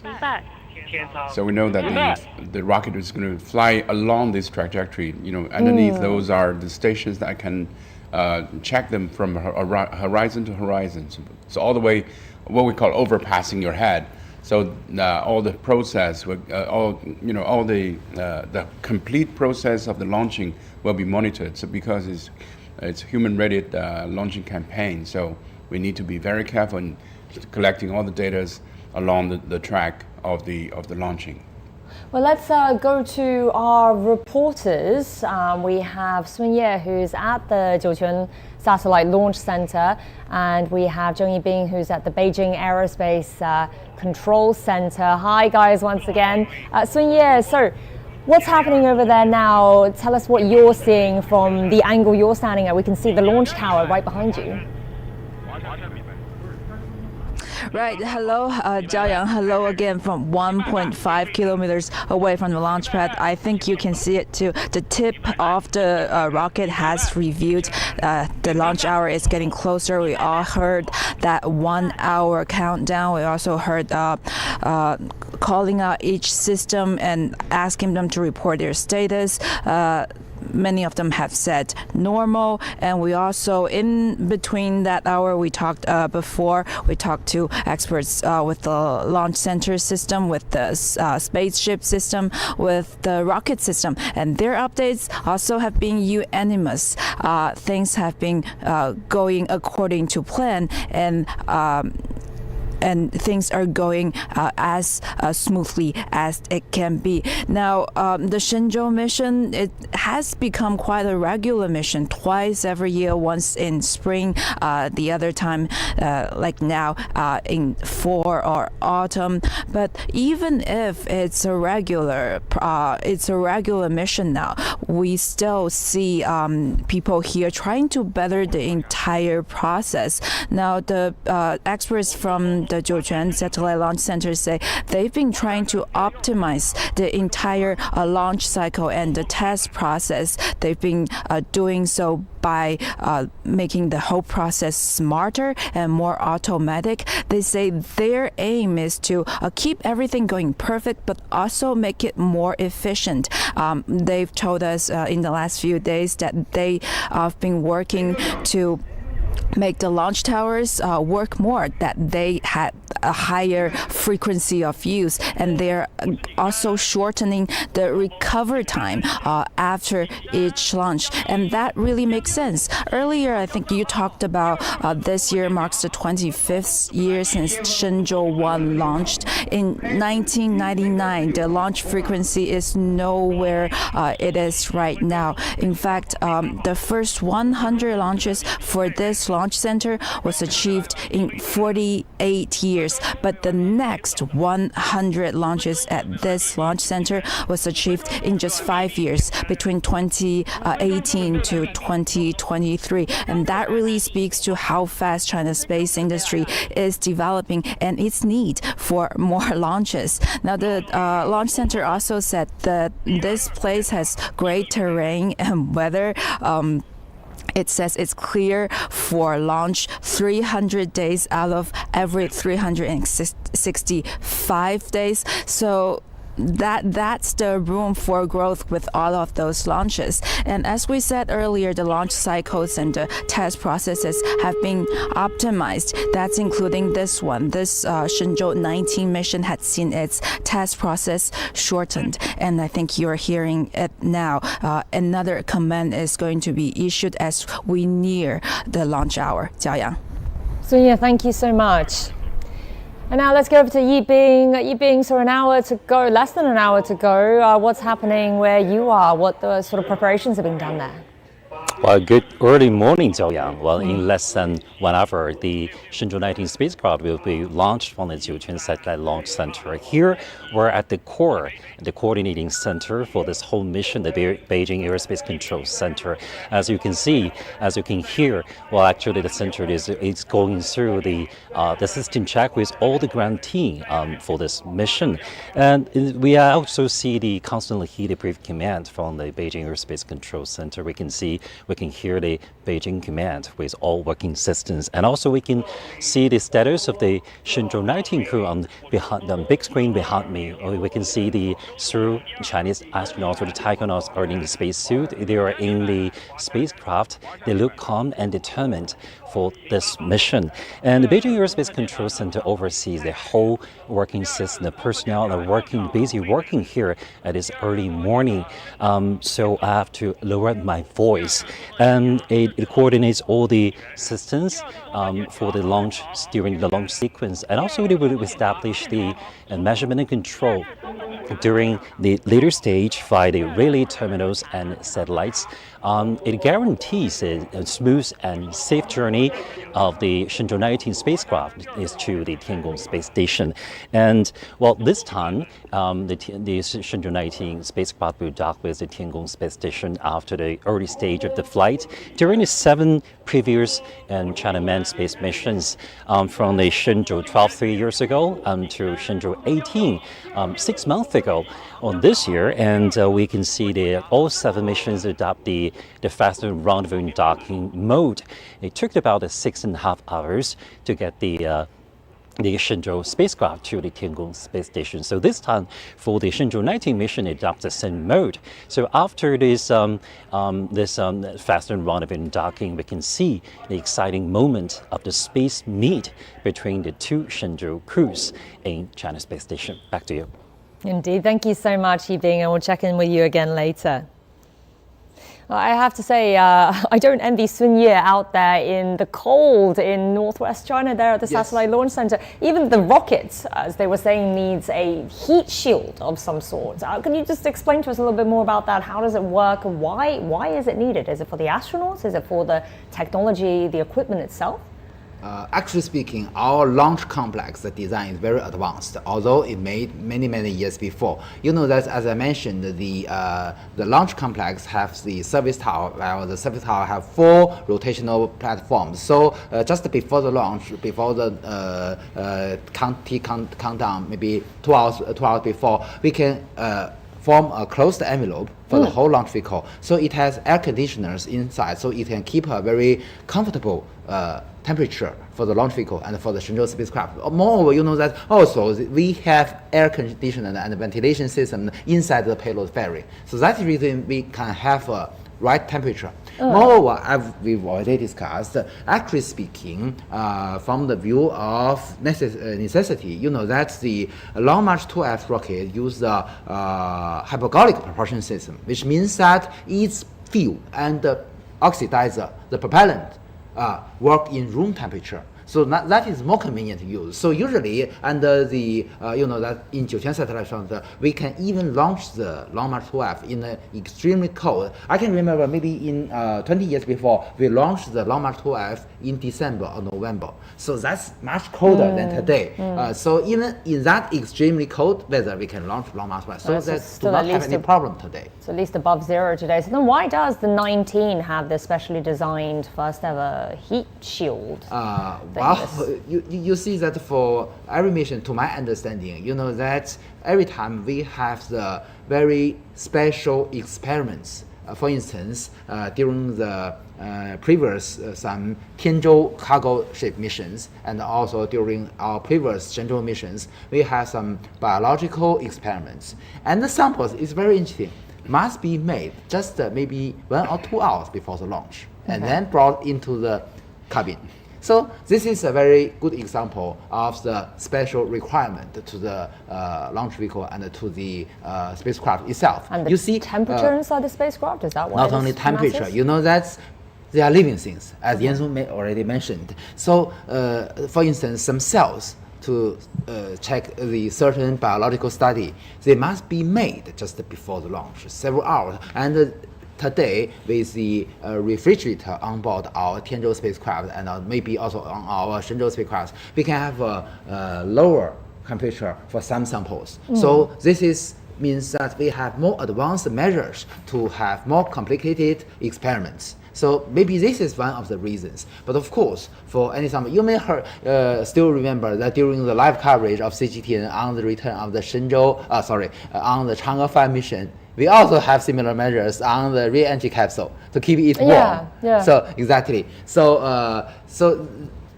of course, from the view of our designers and also those made these products, they always recognize this as their own kids.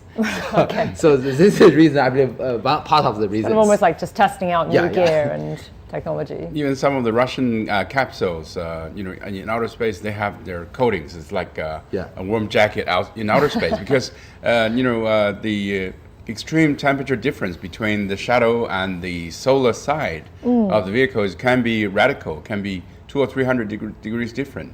So heat exchange and also thermal protections are very important, especially for manned missions with biological organs on board. So I think, once you see the rocket on the pad, you see that there's ventilation and power system still going on into the launch vehicle itself. With -2 and -1 hour launching preparations, we can see a sequence of unlocking of the rocket itself. It's fully fueled, but there are some keys that needs to be removed. It's just like an airplane. You have to remove them before you fly them. So those are locks. You have to unlock the rocket before you ignite them.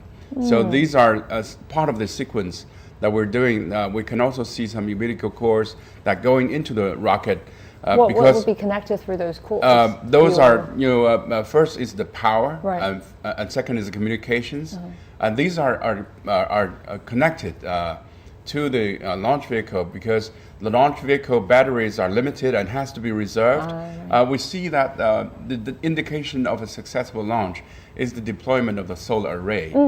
So later on we're going to see that once the solar array is deployed, we have power on board, and then the launching is a success. So before that, we used the ground support system in communications, in power supplies, even in air conditions for the astronauts. So all of these are going to use the ground until the last minute. We preserve the battery. To preserve the battery, preserve the power on board, so that they can be used in outer space.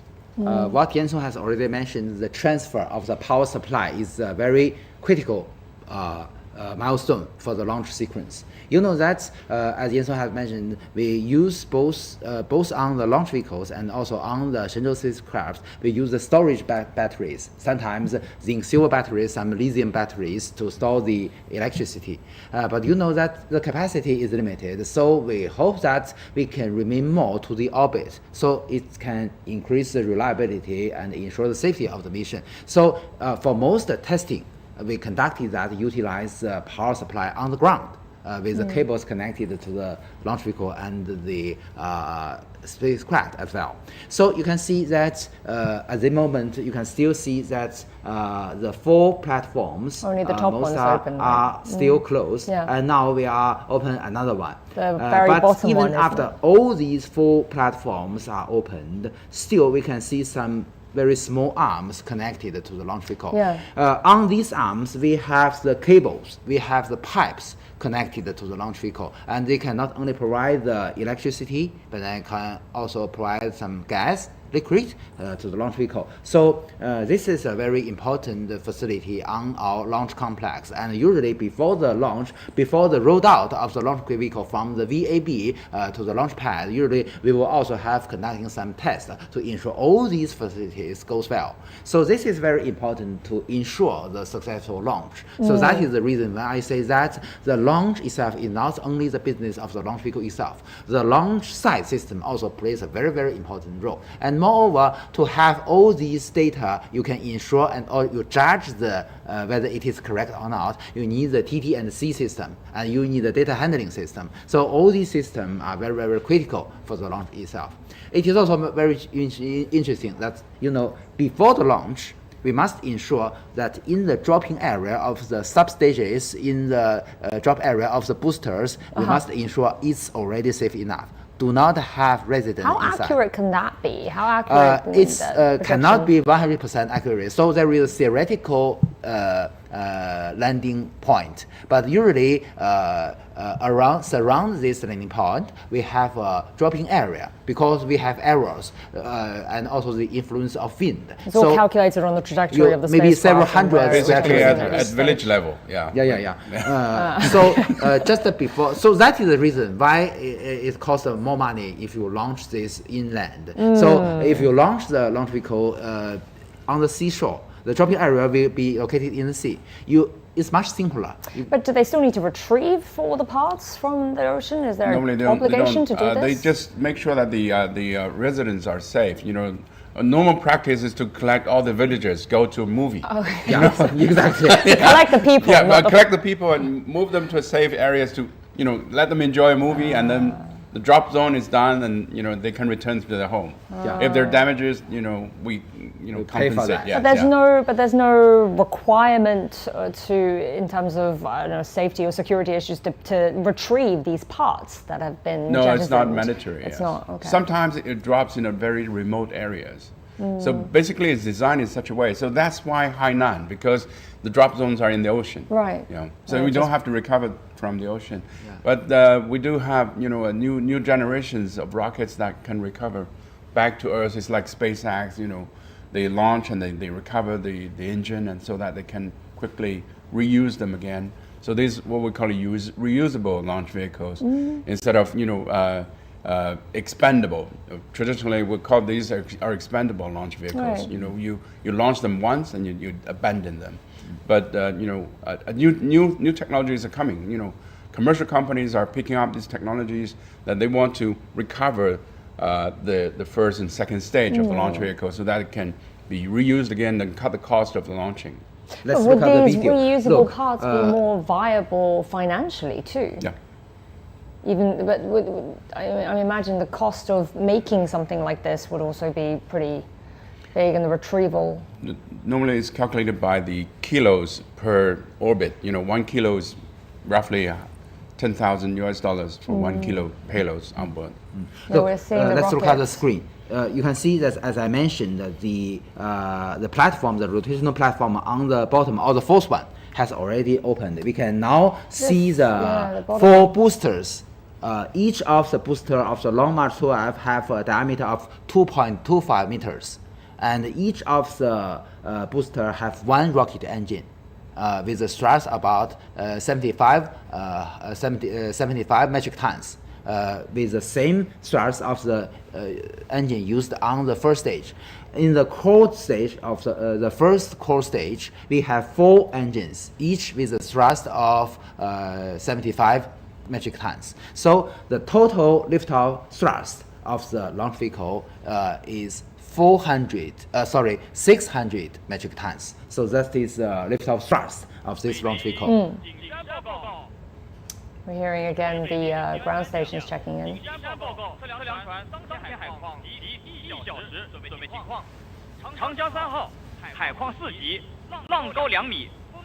Seems to be a report of the conditions on the oceans. Yes, it's the ocean-going boat that for TT&C purpose. What the voice mentioned, the Changjiang 3号 is the name of the Yuanwang 3 space tracking ship.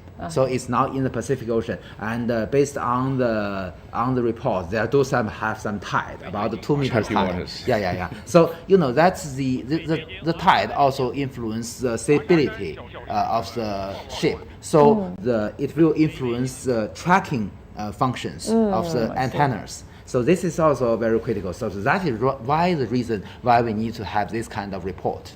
So eventually, once this spaceship, once it lifts off and it starts jettisoning off all its parts, right, all will be left would be the part that's at the very top of the tower that we can see now?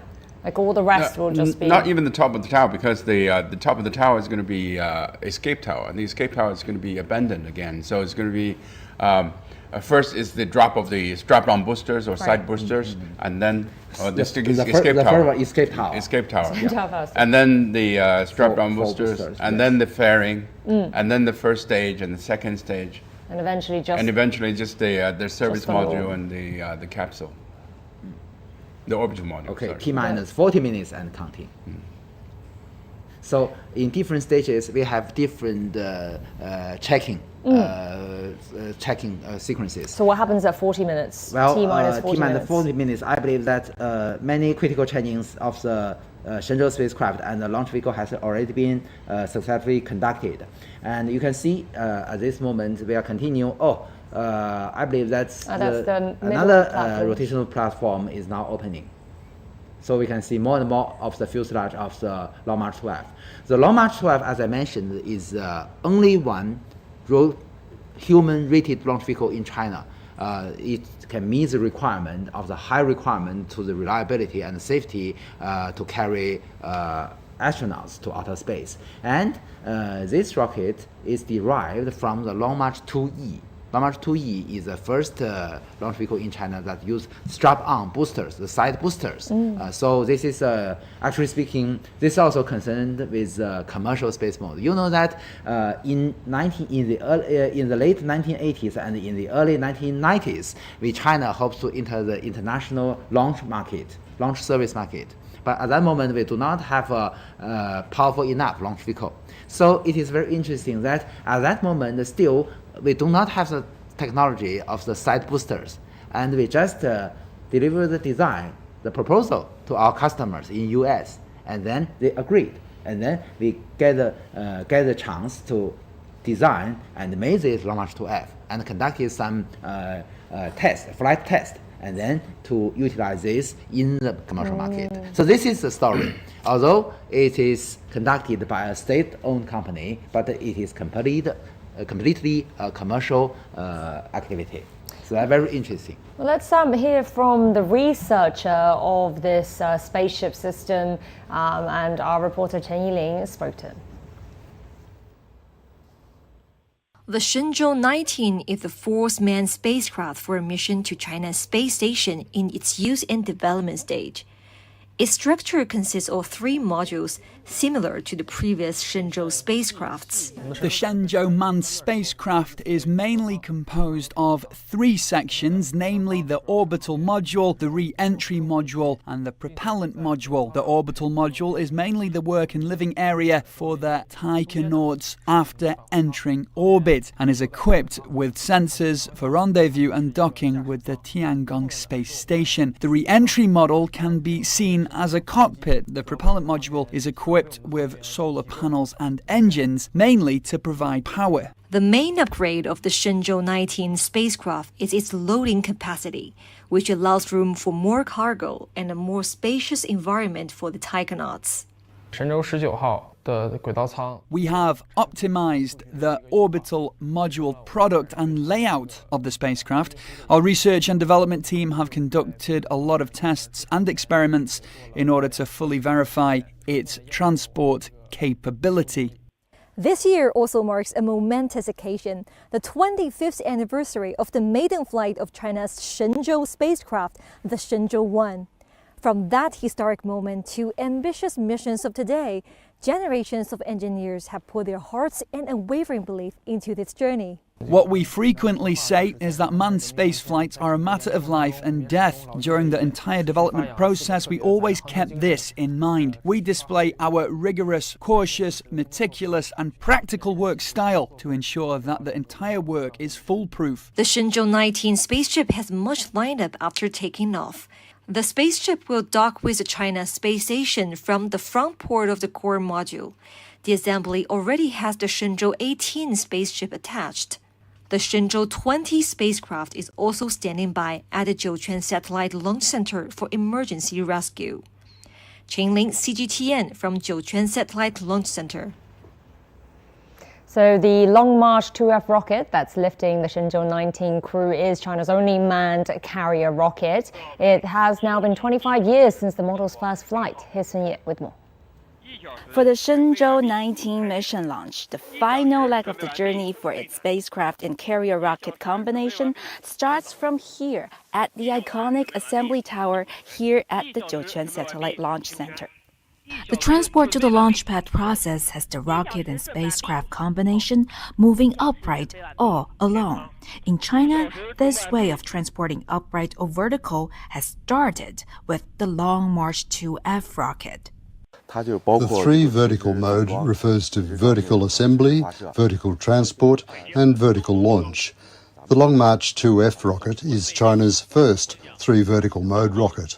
Subsequent rockets such as the Long March 5 and Long March 7, which are currently in service, as well as the future next generation manned rocket, all use this three vertical mode. Ever since the rollout process, the Long March 2F rocket responsible for the Shenzhou-19 mission has stood tall and straight. Its uprightness gets further fine-tuned after propellant loading. You can see four green column-like support arms. Through these, the rocket's verticality can be precisely controlled.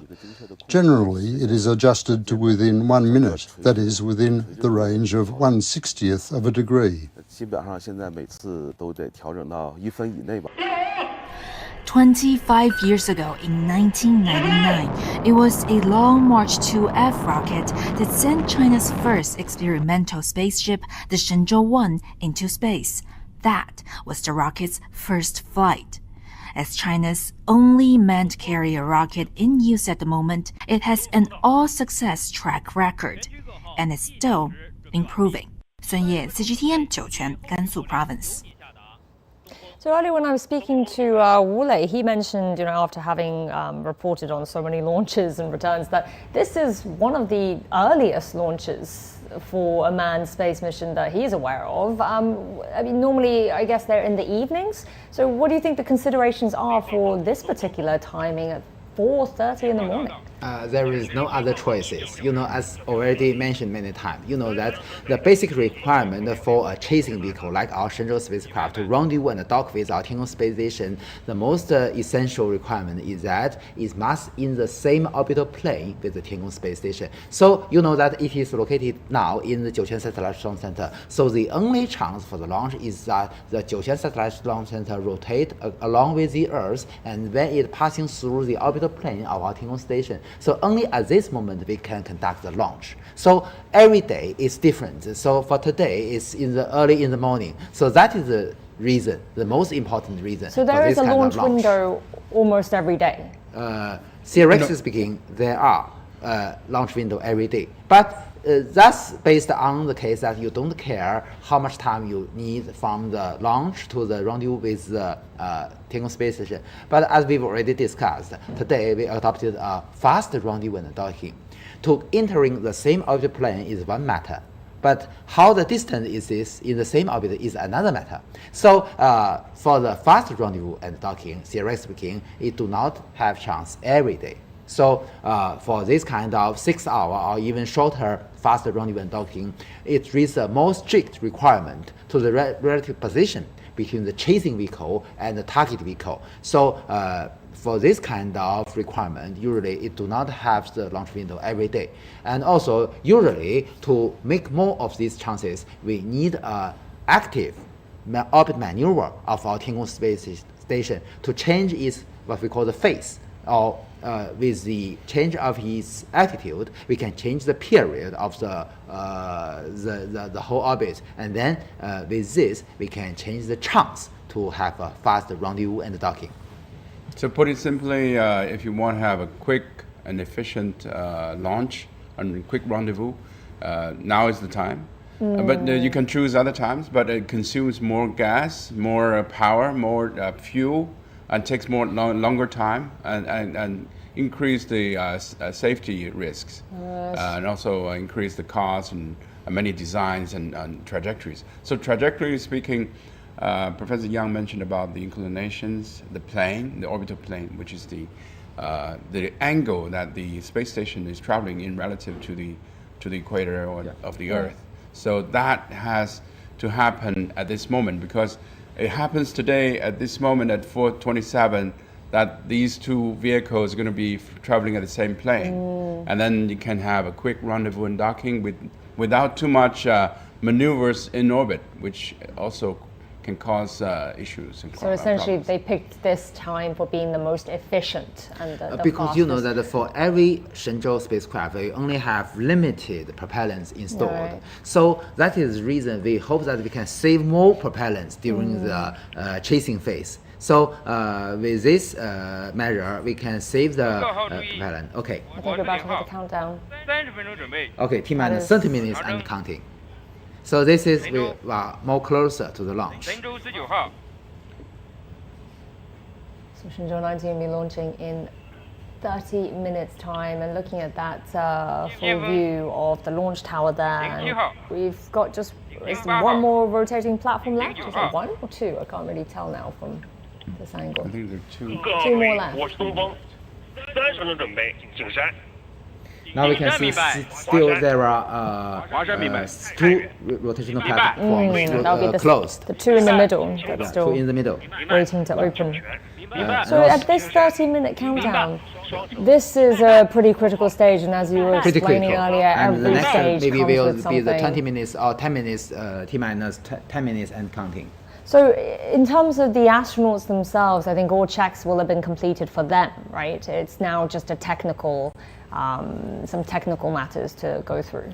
Well, one of the most important check is that to check the airtight sealing of the helmet. So you know that's the IVA spacesuit or the intravehicular spacesuit is the second measure to save their lives. The first is the pressurized module. So if anything wrong happened to the pressurized module, the re-entry capsule, if the leakage happened, the IVA spacesuit can save their lives. So before the launch, they must close their helmets, close the face mask, and check if the airtight sealing is efficient. Are they able to conduct that check Yeah, themselves, they will or do check, they need to go that. through a system? This do not No, need they a have much. to do it themselves. Yeah, they will check and report to the ground. Only with this check conducted can they ensure we can go further into the next step. So safety has been considered as a priority to the astronauts. Oh, Yes, At- exactly. At full stages, even before they board the rocket itself, and also in the capsule, we rely on the escape tower, which can lift them out of the rocket and land in a safe area. Once the escape tower is ejected, Jettisoned. we have the capsule that can also return to Earth with a parachute. So at full stage, we have the safety of the astronauts. At any time they can abort the mission, they can come back to Earth safely. So we had experiences before with the Soyuz rocket that they have already traveled about 100 kilometers above the Earth, and they had an issue with the rocket, so they had to return with the capsule itself. Oh. So they made it, but it was a rough ride. Midway through the launch, Yes, essentially, midway they- through the they ride. It's returned. it's about less than 10 minutes of the launch. That's what I And this mentioned, is- the MS-10 mission, Soyuz MS-10 mission. And this would be look, something that would be programmed into as a sort of a backup plan Yeah. already in the launch plan. Look, this is another rotational platform has already been opened. We can see more parts of the fuselage of the core stage. Now even we can see the China national flags on the payload fairing. Sorry, so just remind us again, what are the dimensions of the capsule that these astronauts are sitting in? Well, that's what we see just now is the payload fairing. The diameter of the payload fairing is 3.8 meters. The diameter. 3.8 meters. And for the capsule, the diameter is about 3.35 meters. And also, That's you're talking about the diameter from the outside, right? But for them, it is the biggest one. presumably But slightly smaller, right? but for the re-entry capsule, the size of the re-entry capsule, the biggest diameter is only about maybe 2.3 or 2.4 meters. So that's much smaller. So the advantage of use 3-module design with orbital module, the re-entry capsule, and the propulsion module is that the advantage you can build a very, very small re-entry capsule. So it's much easier. But you know that today the trend has already been changed. For the new generations, like our Mengzhou spacecraft, the diameter is much bigger. So it makes it possible that with a bigger diameter, the inner volume is already big enough. We do not need any orbital module. So comparing with 3-module design, with the new generation, we can adopt the 2-module design. And with the 2-module design, you know that almost all the new generation spaceship of all other space capable nations adopted this 2-module design because it has a bigger diameter, although it brings some challenge for the re-entry, but also have some advantage because with a bigger diameter you can also have a wider and more convenient inner volume, and also you can have more instruments recovered. So it is useful for the saving the money in retrieving the re-entry capsule. The 3 meters in diameter is sort of the space between us right now sitting around here, but it looks much more snug, exactly, because they have so much equipment in there as well, right? It's completely crammed. I didn't see the astronauts go in with any luggage, shall we say? It's already there. It's already there. In the orbital module. You can see that there are shelves everywhere, and the cargoes just put well and fixed well in the shelves. Yeah. So today, you know that it is very interesting. The role of the orbital module has already a little bit changed. You know that during the years before, they do have the function that it is a habitable area for the astronaut, because you know, as I mentioned, the re-entry capsule is too small, too narrow. It is not very comfortable to stay there for days because so in the old missions we conducted several days of mission. For instance, for the Shenzhou-6 mission, the 2 astronauts, Fei Jinlong and Ni Haisheng, stayed in outer space for 5 days in this very narrow space. But today, you know that we've already adopted the faster rendezvous and docking. Only we need about 6 hours. So today, the role of the orbital module has already changed. So we hope that we can have more, because it doesn't matter to stay in such a narrow space, because only a very short period, only 6 hours. Has it ever been used as an airlock?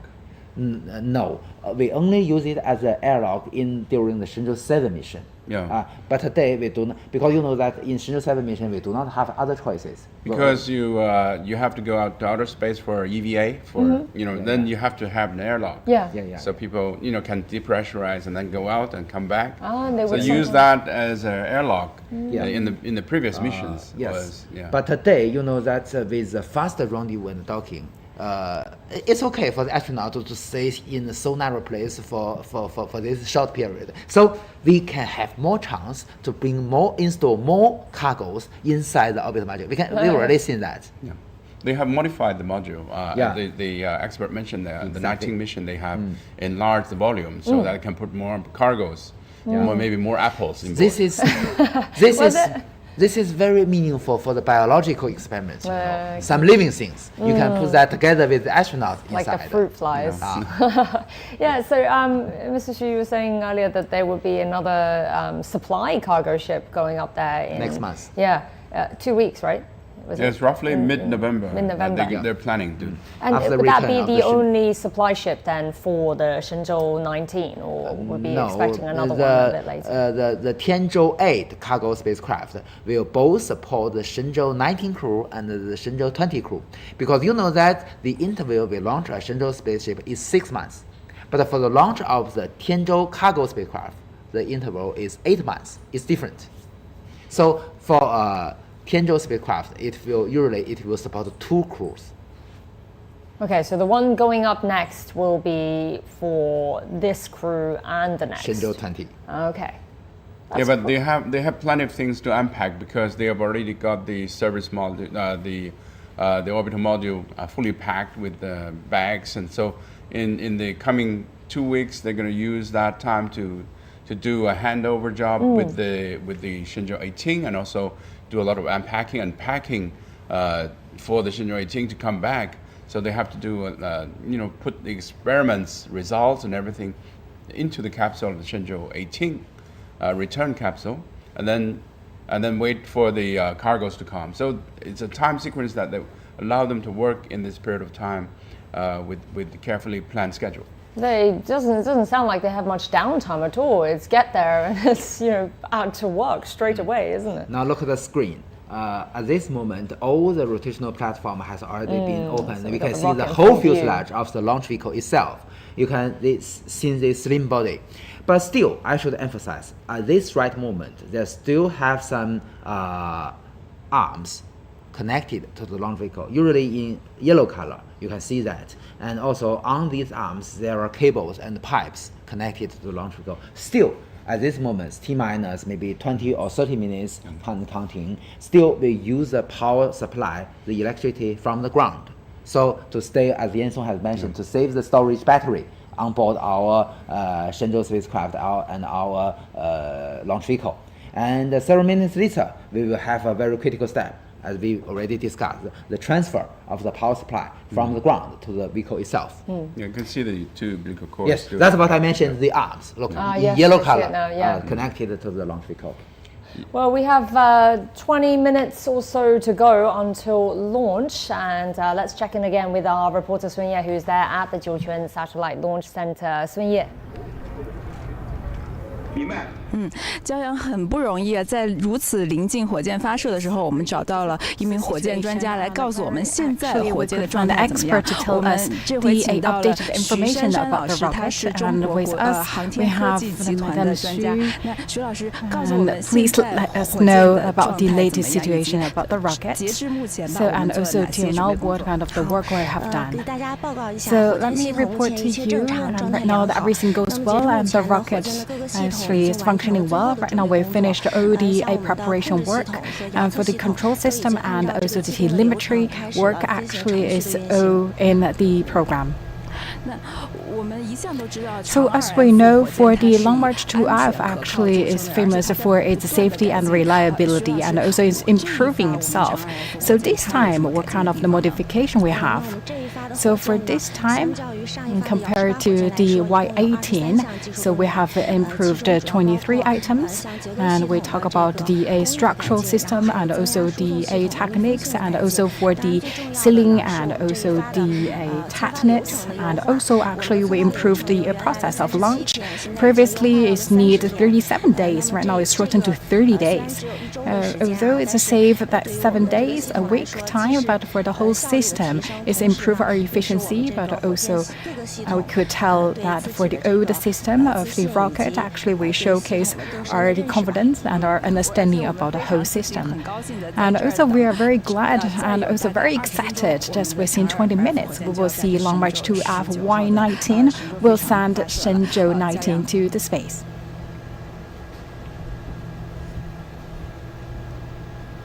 All right, Sun Ye, thank you so much to you and your guest there. We'll check in with you again later.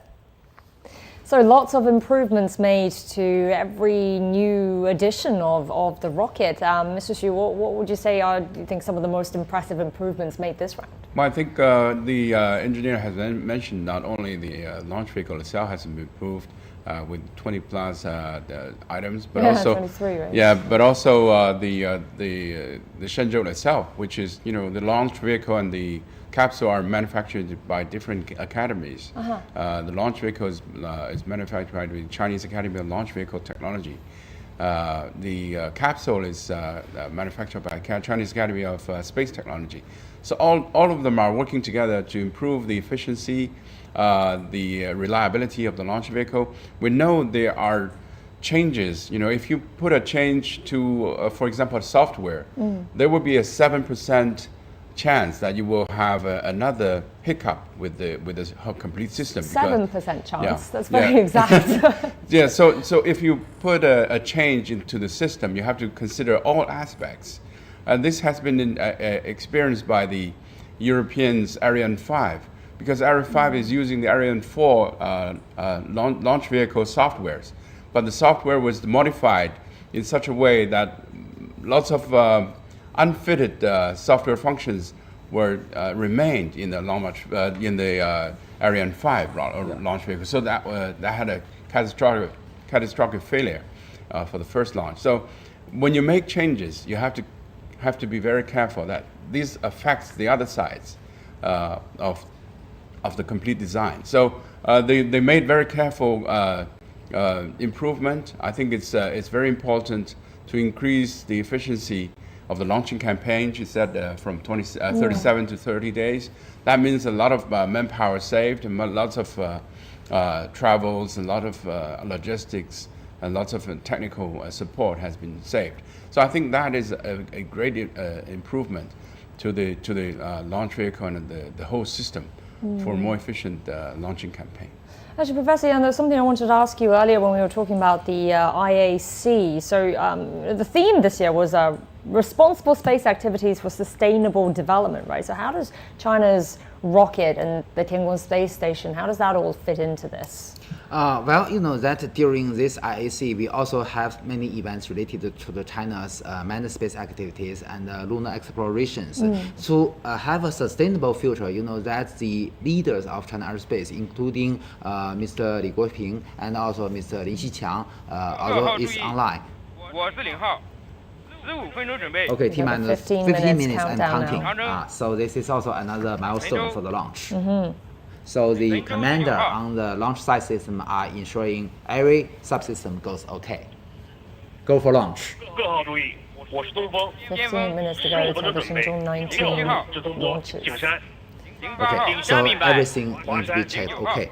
So just during the IAC, that the leaders from China Aerospace expressed that China always recognize the sustainability is a very important consideration of all space activities, including, you know, that the debris reduction. You know that for all China's launch vehicles, including this one, and also other launch vehicles, after we come into orbit and send our payload into orbit, we will release the remaining propellants into outer space, and also discharge the battery to reduce it to the greatest extent the possibility of explosion. So this is a very reasonable measure to ensure that we reduce the passivation. Exactly. And also, you know that to keep the sustainability, you know that we also have already begun to coordinate with other countries, although it may be a little bit earlier, but the possible collision in cislunar space. You know that there are more, as Yan Song had mentioned, today the moon becomes another hot point of the space activities of human beings. So there are more landers, orbiters to the moon.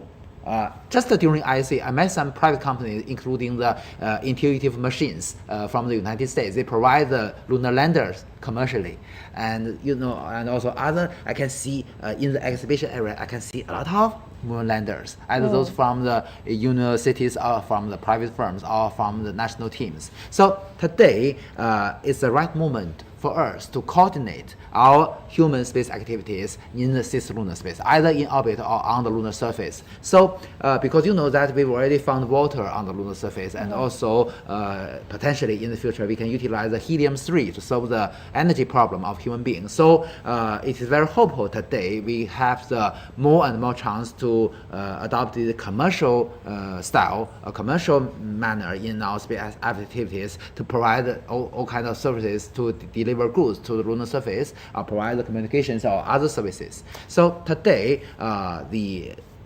the lunar exploration is not only the business of national teams, but also more and more private firms engaged. And Mr. Xu, how important do you think that is to have the private sector get engaged in this? I mean, what's the advantages that commercial space exploration has? Commercial sectors can provide two aspects. One is financial support to the space program. Another is technical validations to the existing technologies, or maybe new technologies, demonstrations. But they also have a risk because Professor Yang mentioned about the space debris issue. We have roughly 100,000 objects orbiting the Earth orbit with diameter more than 1 centimeter. 100,000? 100,000 is already in orbit. And also, sounds like a lot. We have also increasing number of commercial companies that is launching satellites to orbit with mega constellations. All three astronauts you can see on board, they have also the risk of colliding with the space debris. So one of the launching campaign has to do is to calculate the orbit, because they have modelized all the space debris, and they have to calculate very carefully the opening of the space debris so that the astronauts can travel to the station safely. And one of the prominent payload on board this mission, Shenzhou-19, is to install a space debris protection shield on board the station. This is going to involve EVA activities. Later on, we're going to see that installation. So that shield can protect in a degree of the bullet speed space debris hitting the station, damaging the station, leaking the station, or hurting the astronauts. So this is one area that we have to be very careful. As you mentioned about the sustainability of ISC.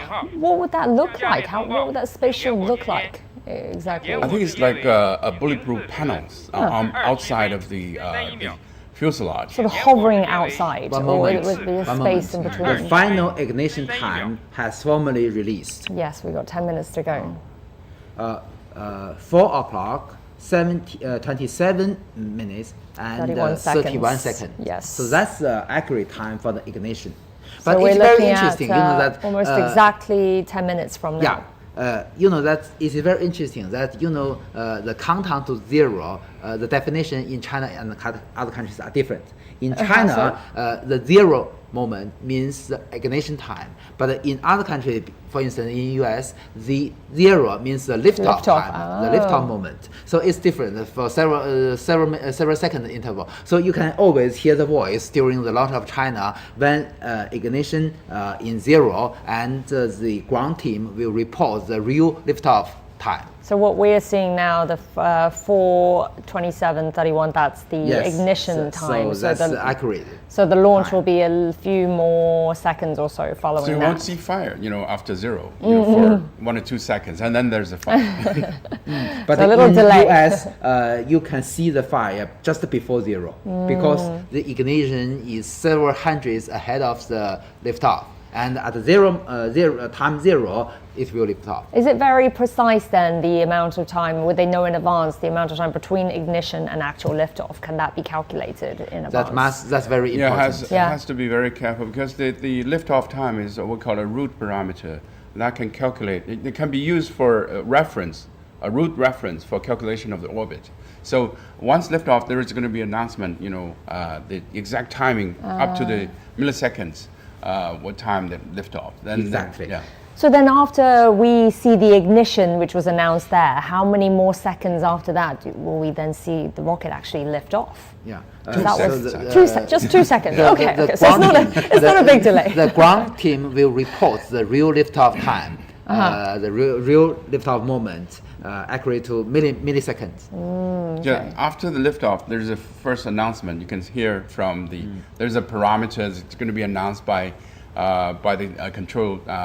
So there's going to be a series of numbers. So that number is going to be used for calculation of exact orbit in the coming future. For instance, for this launch, there will be a voice called 起飞时刻动4时27分31秒497毫秒. Would you like to give that to us in English? Okay, that's an example. So that called the real liftoff time is 4 o'clock, 27 minutes and 31 seconds and several milliseconds. So that would be phonetically similar to yeah. So that's so every time the same style. Yeah, but the cruise looks calm and firm, as they call it, then they're ready to experience. They still haven't two of them are first timers. Yeah, they still haven't put their visor, the helmet on properly, have they? So you can see Miss Wang Haozhe sit nearest to the camera. Yeah. And already we can see her face mask has already her face window has already been closed, I believe. Wait, she's the one that's at the bottom of the screen, or the farther one? She's the one at the far end, closer right? to the bottom of the screen. Bottom of the screen. Yes, exactly. So as I mentioned, she is 03. Usually the flight engineer and all the payload experts sit in this position. And 02, as I mentioned, is Mr. Song Lingdong. He's got the parachute button. Yeah. To control, just not this time, just during the reentry half a year later. I hope he will also conduct a vertical landing. Well, that would be impressive. It would be that something would be to remember more for him. For all the 3 crew members. And especially for him being his first time up there and the first time return, if you get a vertical landing.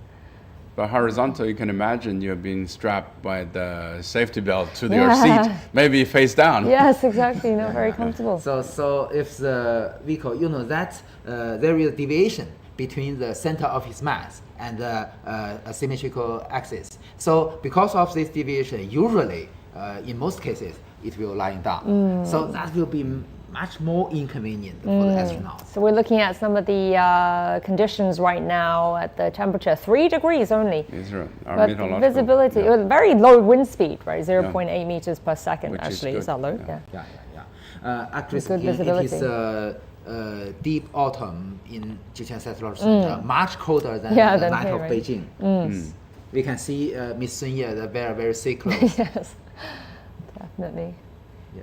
So, 5 more minutes to go till ignition time. And what?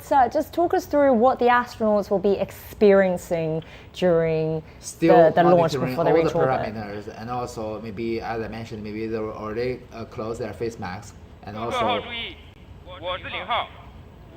That's the 5 minutes countdown. 5 minutes and counting. But the astronauts won't be able to see outside at the first stage, and then after the jettison of the escape Payload tower fairing. and the fairing, they're going to have a little window they can see outside. Yeah, see the You know, horizon.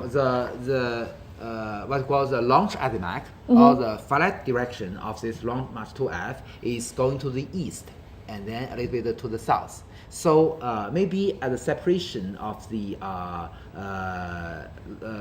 second stage and the Shenzhou spacecraft, maybe they can already see the sunshine, maybe.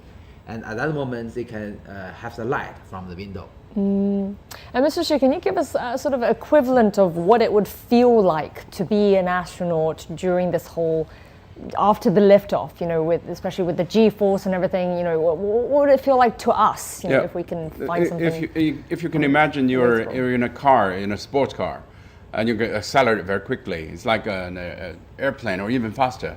Then you go vertically, but you're going vertically up with the acceleration. And then that would happen in the first, let's say, 10 minutes. The first 3 or 4 minutes, you get very quick acceleration, and there's what we call a max Q, the biggest time biggest stress that you can experience in the launching. The biggest stress. Yeah, and then there's also issues what we call a pogo. Sometimes it go up and down. Oh, and vibration. Then, vibration. It's a vertical vibration we call pogo. And then after like 10 minutes, and then there's a seize of the engine, and then you feel microgravity. You don't feel anything. It's like floating in space.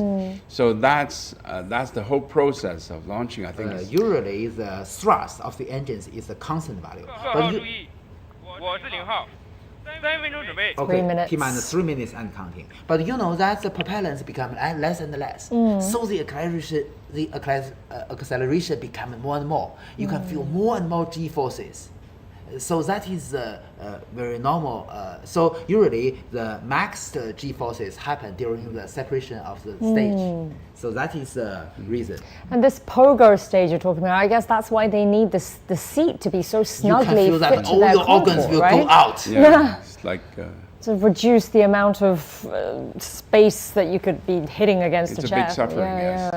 You know that Mr. Yang Liwei feels extremely uncomfortable because you know that the G forces combines with the vibration together. This can never be simulated on the ground simultaneously. So they can't really prepare for this then, you're saying? If it can't be simulated on the ground, can they They will train have enough for trainings this? of the G forces, they will have the trainings of the vibration, but not on the ground, together. they cannot be combined together. So then But only there's room for you improve the rocket itself and make it more smooth.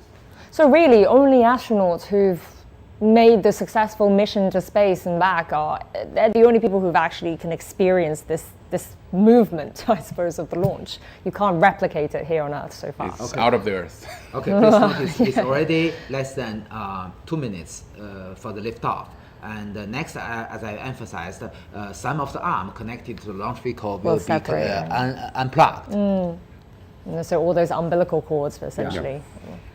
They're looking very tense there. This is the control center in Jiuquan. We're going to have countdown at any time. So we also have cameras mounted on these arms to monitor the separation position, the unplugged position.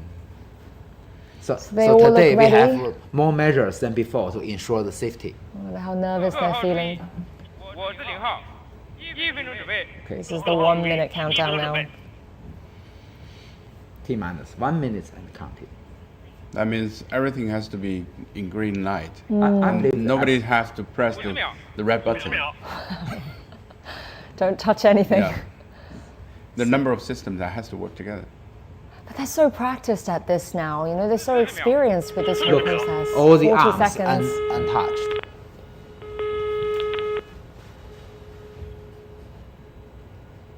$30 30 seconds to go. So the transfer of power supply also accomplished. The rocket is 20 on its own. seconds. Maybe the astronaut will salute. Yeah, normally. I feel the tension. 10 seconds. 5, 4, 3, 2, 1. Salute.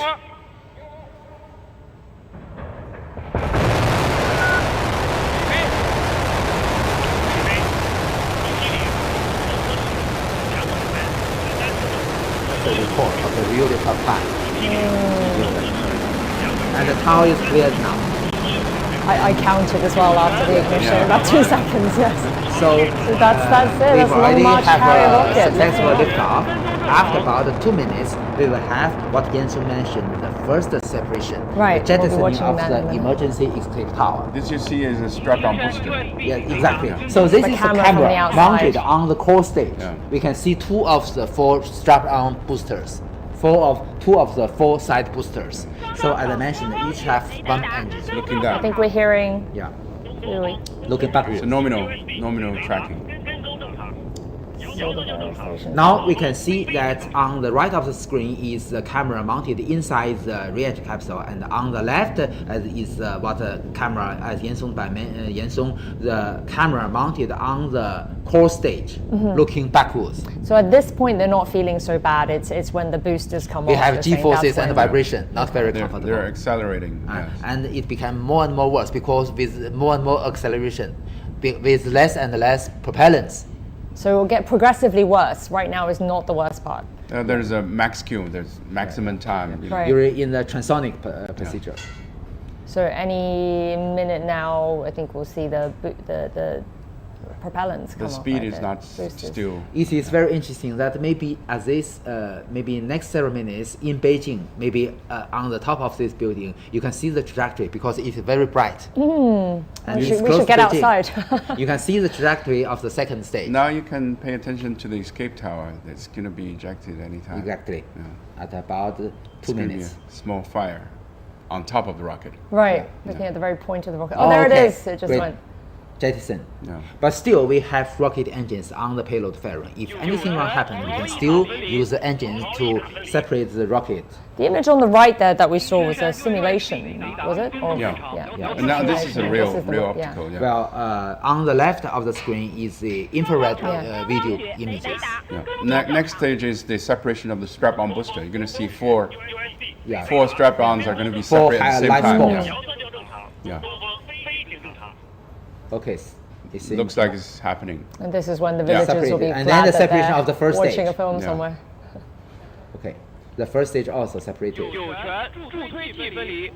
That is the announcement of the boosters having separated. Yeah. So the rocket is on the second stage. Yeah. Yes. And the next step will be the separation of the 2 payload fairings. At that moment, maybe the astronaut can enjoy the view. Yeah. The separation of the fairing means you're out of this world now. Then you're out of the atmosphere, and you have no drag You from. do not need the protection of the Literally out of aerodynamic this world. forces. No. Now, this is a video get by the camera mounted on the rear part of the second stage, and this is a video inside the payload fairing.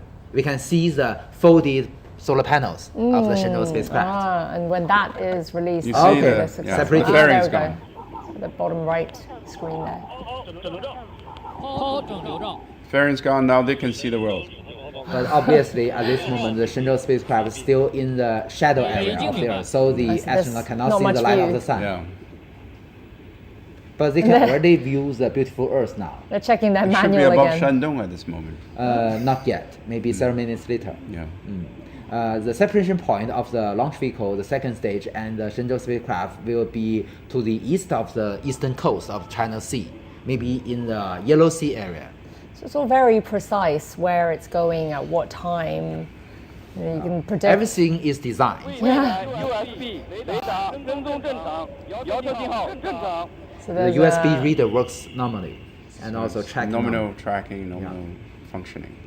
So everything goes well now. Yeah, and the astronauts are looking pretty comfortable in there, flipping through their manuals. Now you again. can see that on the second stage we have one main engine and several vernier engines. The main engine has a thrust more than 80 tons. And the vernier engine to change the stability and also direction of the second stage. And the next step will be the shutdown of the main engine, but the full vernier engine is still working for several seconds to ensure the accuracy of the trajectory. Now you can see that the second stage, because it is at night, it's very bright. Yeah. This is a camera mounted on the end of the second stage, looking backwards. So far with the Shenzhou missions, have we ever had a daytime launch? With manned missions? Manned missions? Yes, we do. The second stage works much longer than the first stage, although it has a shorter length, has less propellants, but because it only has one main engine, about 80 tons level, so it works much longer. Okay, Qingdao ground station has already have the data link connected to the launch vehicle. But this moment is still to the west. Yes, west, yeah. And then it will fly across the Qingdao. And still have connections with Weinan station in Shanxi province. That's my hometown. Yeah. Getting a good view there. So you can visit the ground station. So I guess it's above Hebei at this moment. Maybe in Shandong. So after Shandong, it's going to be entering the Pacific, and then the boat will take over. Our space tracking ship, our Yuanwang 3 space tracking ship. So we can really draw out the map of exactly where this You rocket can see is the bright passing by flame now. of the vernier engine, and also in the middle is the main engine, very bright. So the vernier engine can have a servo unit to move its direction to change the attitude of the second stage, and also to keep it stable. What period of time are we looking at before they reach orbit? About more than 9 minutes after launch.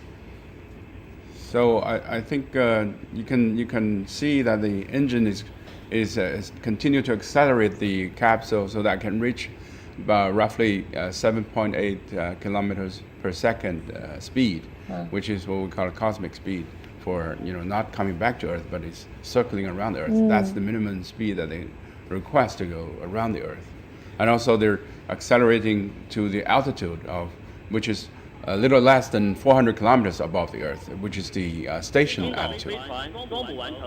We said earlier how they chose this time so that the whole rendezvous and docking, the whole process will take less time, 6.5 hours, right? Then what's the longest that China's manned space missions have taken then for this process? For the Shenzhou, for the Tiangong 1 and the Tiangong 2 missions, usually they took 2 days. 2 days. Okay, the main engine of the second stage has shut down, which means that the main acceleration procedure is already being accomplished, and the astronaut now the G-forces is much less than before, much more comfortable than before. And then with several seconds will be the shutdown of the 4 vernier engines. You can now still see the 4 vernier engines. Well, let's check in now with Zheng Yibing, who's at the Beijing Aerospace Control Center. Yibing, so everybody must be tracking the progress of the rocket there. What's the latest? Shenzhou-19 spacecraft has been launched from the Jiuquan Satellite Launch Center, and we saw the exciting moment of the ignition and liftoff of the flight combination of Long March 2F carrier rocket and Shenzhou-19 manned spacecraft. And this is the 14th manned space flight mission of China. And also, its mission is to send the Shenzhou-19 crew to China's Tiangong space station to take the baton from the Shenzhou-18 crew for the 6 months long and stay in China Space Station. And also here at the Beijing Aerospace Control Center, we saw the whole process of this launch sequence. From the see-off ceremony from the Wentiange Pavilion to the system check at the Beijing Aerospace Control Center, and from the counting down at the Jiuquan Satellite Launch Center to the separation of the boosters and the first and second stages. And while the three taikonauts, or the Chinese astronauts, just like Mr. Yang Yuguang in the studio said, they look very comfortable. So Mr. Cai Xuzhe and Song Lingdong and Wang Haozhe, they look very calm and determined. They do prepare for this mission. And while this mission, or the flight mission of the Shenzhou-19 crew, takes a fast rendezvous and docking mode, just like the previous 7 mission from the Shenzhou-12 and 3 years ago to the Shenzhou-18 just 6 months ago. They all took the fast rendezvous docking mode. It took about 6.5 hours to get for the spacecraft to get to the Tiangong space station. So now at the current time, we saw on the big screen is the status of the Shenzhou-19 crew, but in the moment later we are going to see the Shenzhou-18 crew. They're waiting in the China space station and waiting for the coming of the newcomers to the station. And during the recent days, they have made a very full preparation to welcome the newcomers. And we're going to see the meet and fantastic meet, the space meet of the 2 Shenzhou crews in China's Tiangong space station. Although this is a routine launch mission after China space station entered its application and development stage, we all see the details, and we also see that is very exciting moment. Just like the crews of the Shenzhou's always said in the China space station together, China's space is always worth looking forward to. Back to you. Yibing, thank you so much for being at the Beijing Aerospace Control Center. Just during Yibing's description, we've already seen the successful separation between the end stage and the Shenzhou spacecraft. And now you may notice that the Shenzhou spacecraft is already in the sunshine area. You can see the beautiful curvature of the horizon of the Earth. Very beautiful. This is the camera outside the capsule. Yeah. And so soon we'll be expecting the solar panels to open up. Yeah, right? unfolded, will be extended within several minutes. That marks the success. Yeah. Although we don't usually hear the announcement from the control center of the official, the commander of the launch site. Now you can see the camera on the propulsion module, which can monitor the unfolding procedure of the launch solar panels. And we just heard some various reports there. And also, as I emphasized, you can see the beautiful curvature of the Earth's horizon. Okay, unfolded.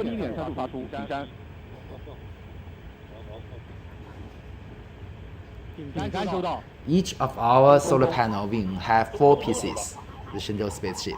How many solar panel wings does this have? Two wings. Each have 4 pieces. And then we can see the Shenzhou-18 crew in there eagerly awaiting.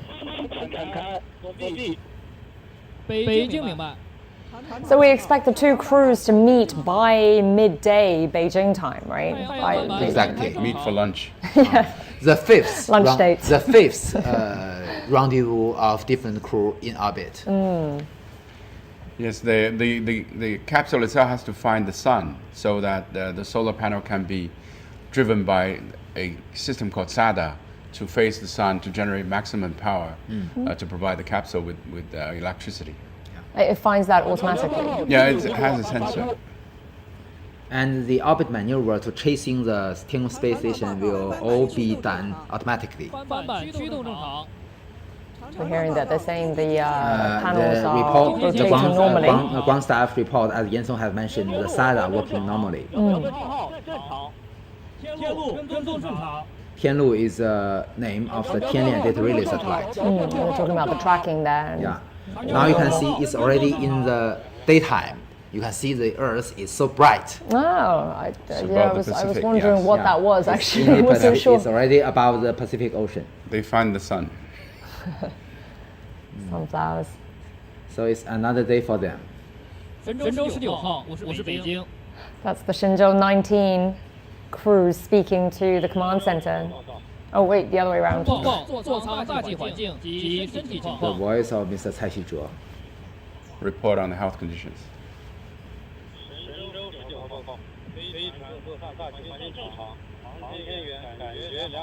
That's the Shenzhou-19 crew speaking.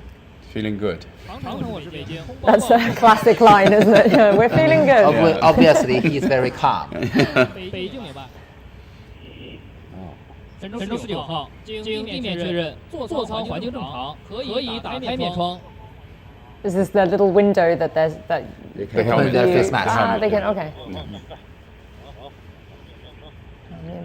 Because this moment, the inner atmosphere inside the cabin is in a normal condition. There, they just open it not up. hazardous to the astronauts. What sort of temperatures is inside this capsule right in now? room temperature, usually very comfortable for them. Maybe 20, maybe 25 degrees. Yeah. But when they open up the that helmet, the visor, would they feel a change in the pressure? No. It's adjusted to the human adapted conditions. Yeah. What we call life support system on board the capsule.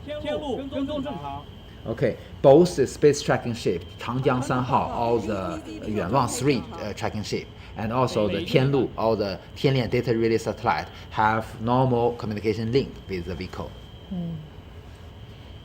So we have redundancy measures, both from the sky and from the sea. So this view we're looking at right now on the screen, so this is a camera mounted on the Shenzhou spaceship. And that outside bright orb is the bright one on the top right is the Earth. That's with cloud. Really fascinating view. Maybe it's alright, not cloud. Maybe it's because white it is too bright. It's just because it's too bright. Yeah. That's not a view everyone gets to see. It is overexposure of the camera. I hope we can go there and see it. Maybe with these privately, operated spacecrafts. You will be the fifth batch of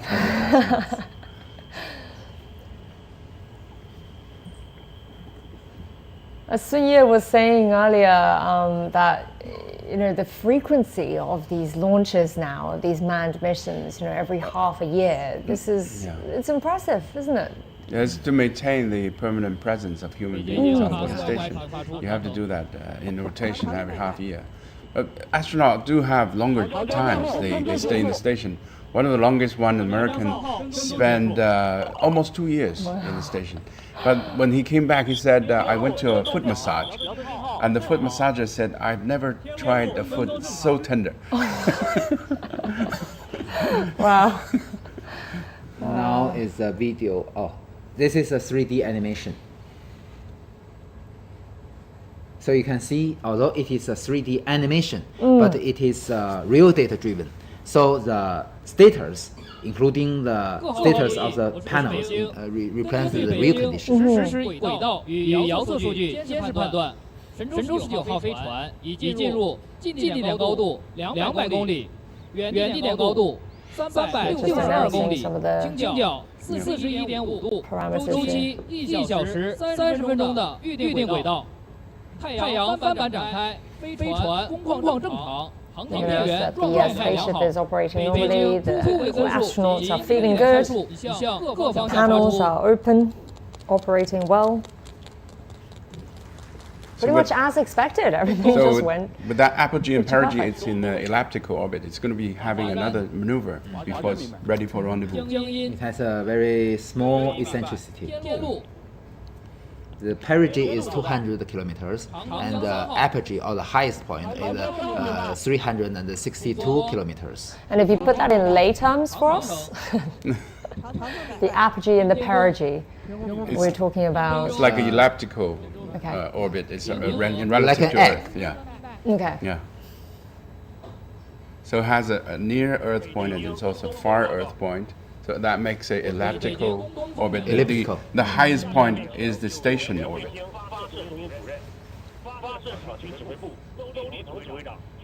So the commander will announce the success, and we will see the big red screen. Yes, we'll be hearing that very soon. Like my tie. Officials, comrades. Based on the flight data and report from Beijing Command and Control Center, The Long March 2I Y-19 carrier rocket has sent Shenzhou-19 manned spacecraft to the preset orbit. The solar panel has been unfolded successfully and is functioning well. I now declare the launch of Shenzhou-19 mission a complete success. Thank you.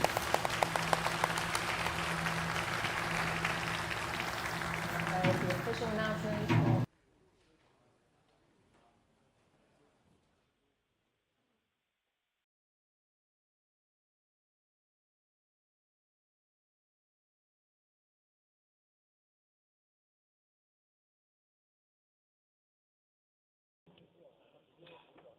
北京东风报告。我是北京东风，请讲。发射结果宣布完毕。北京明白。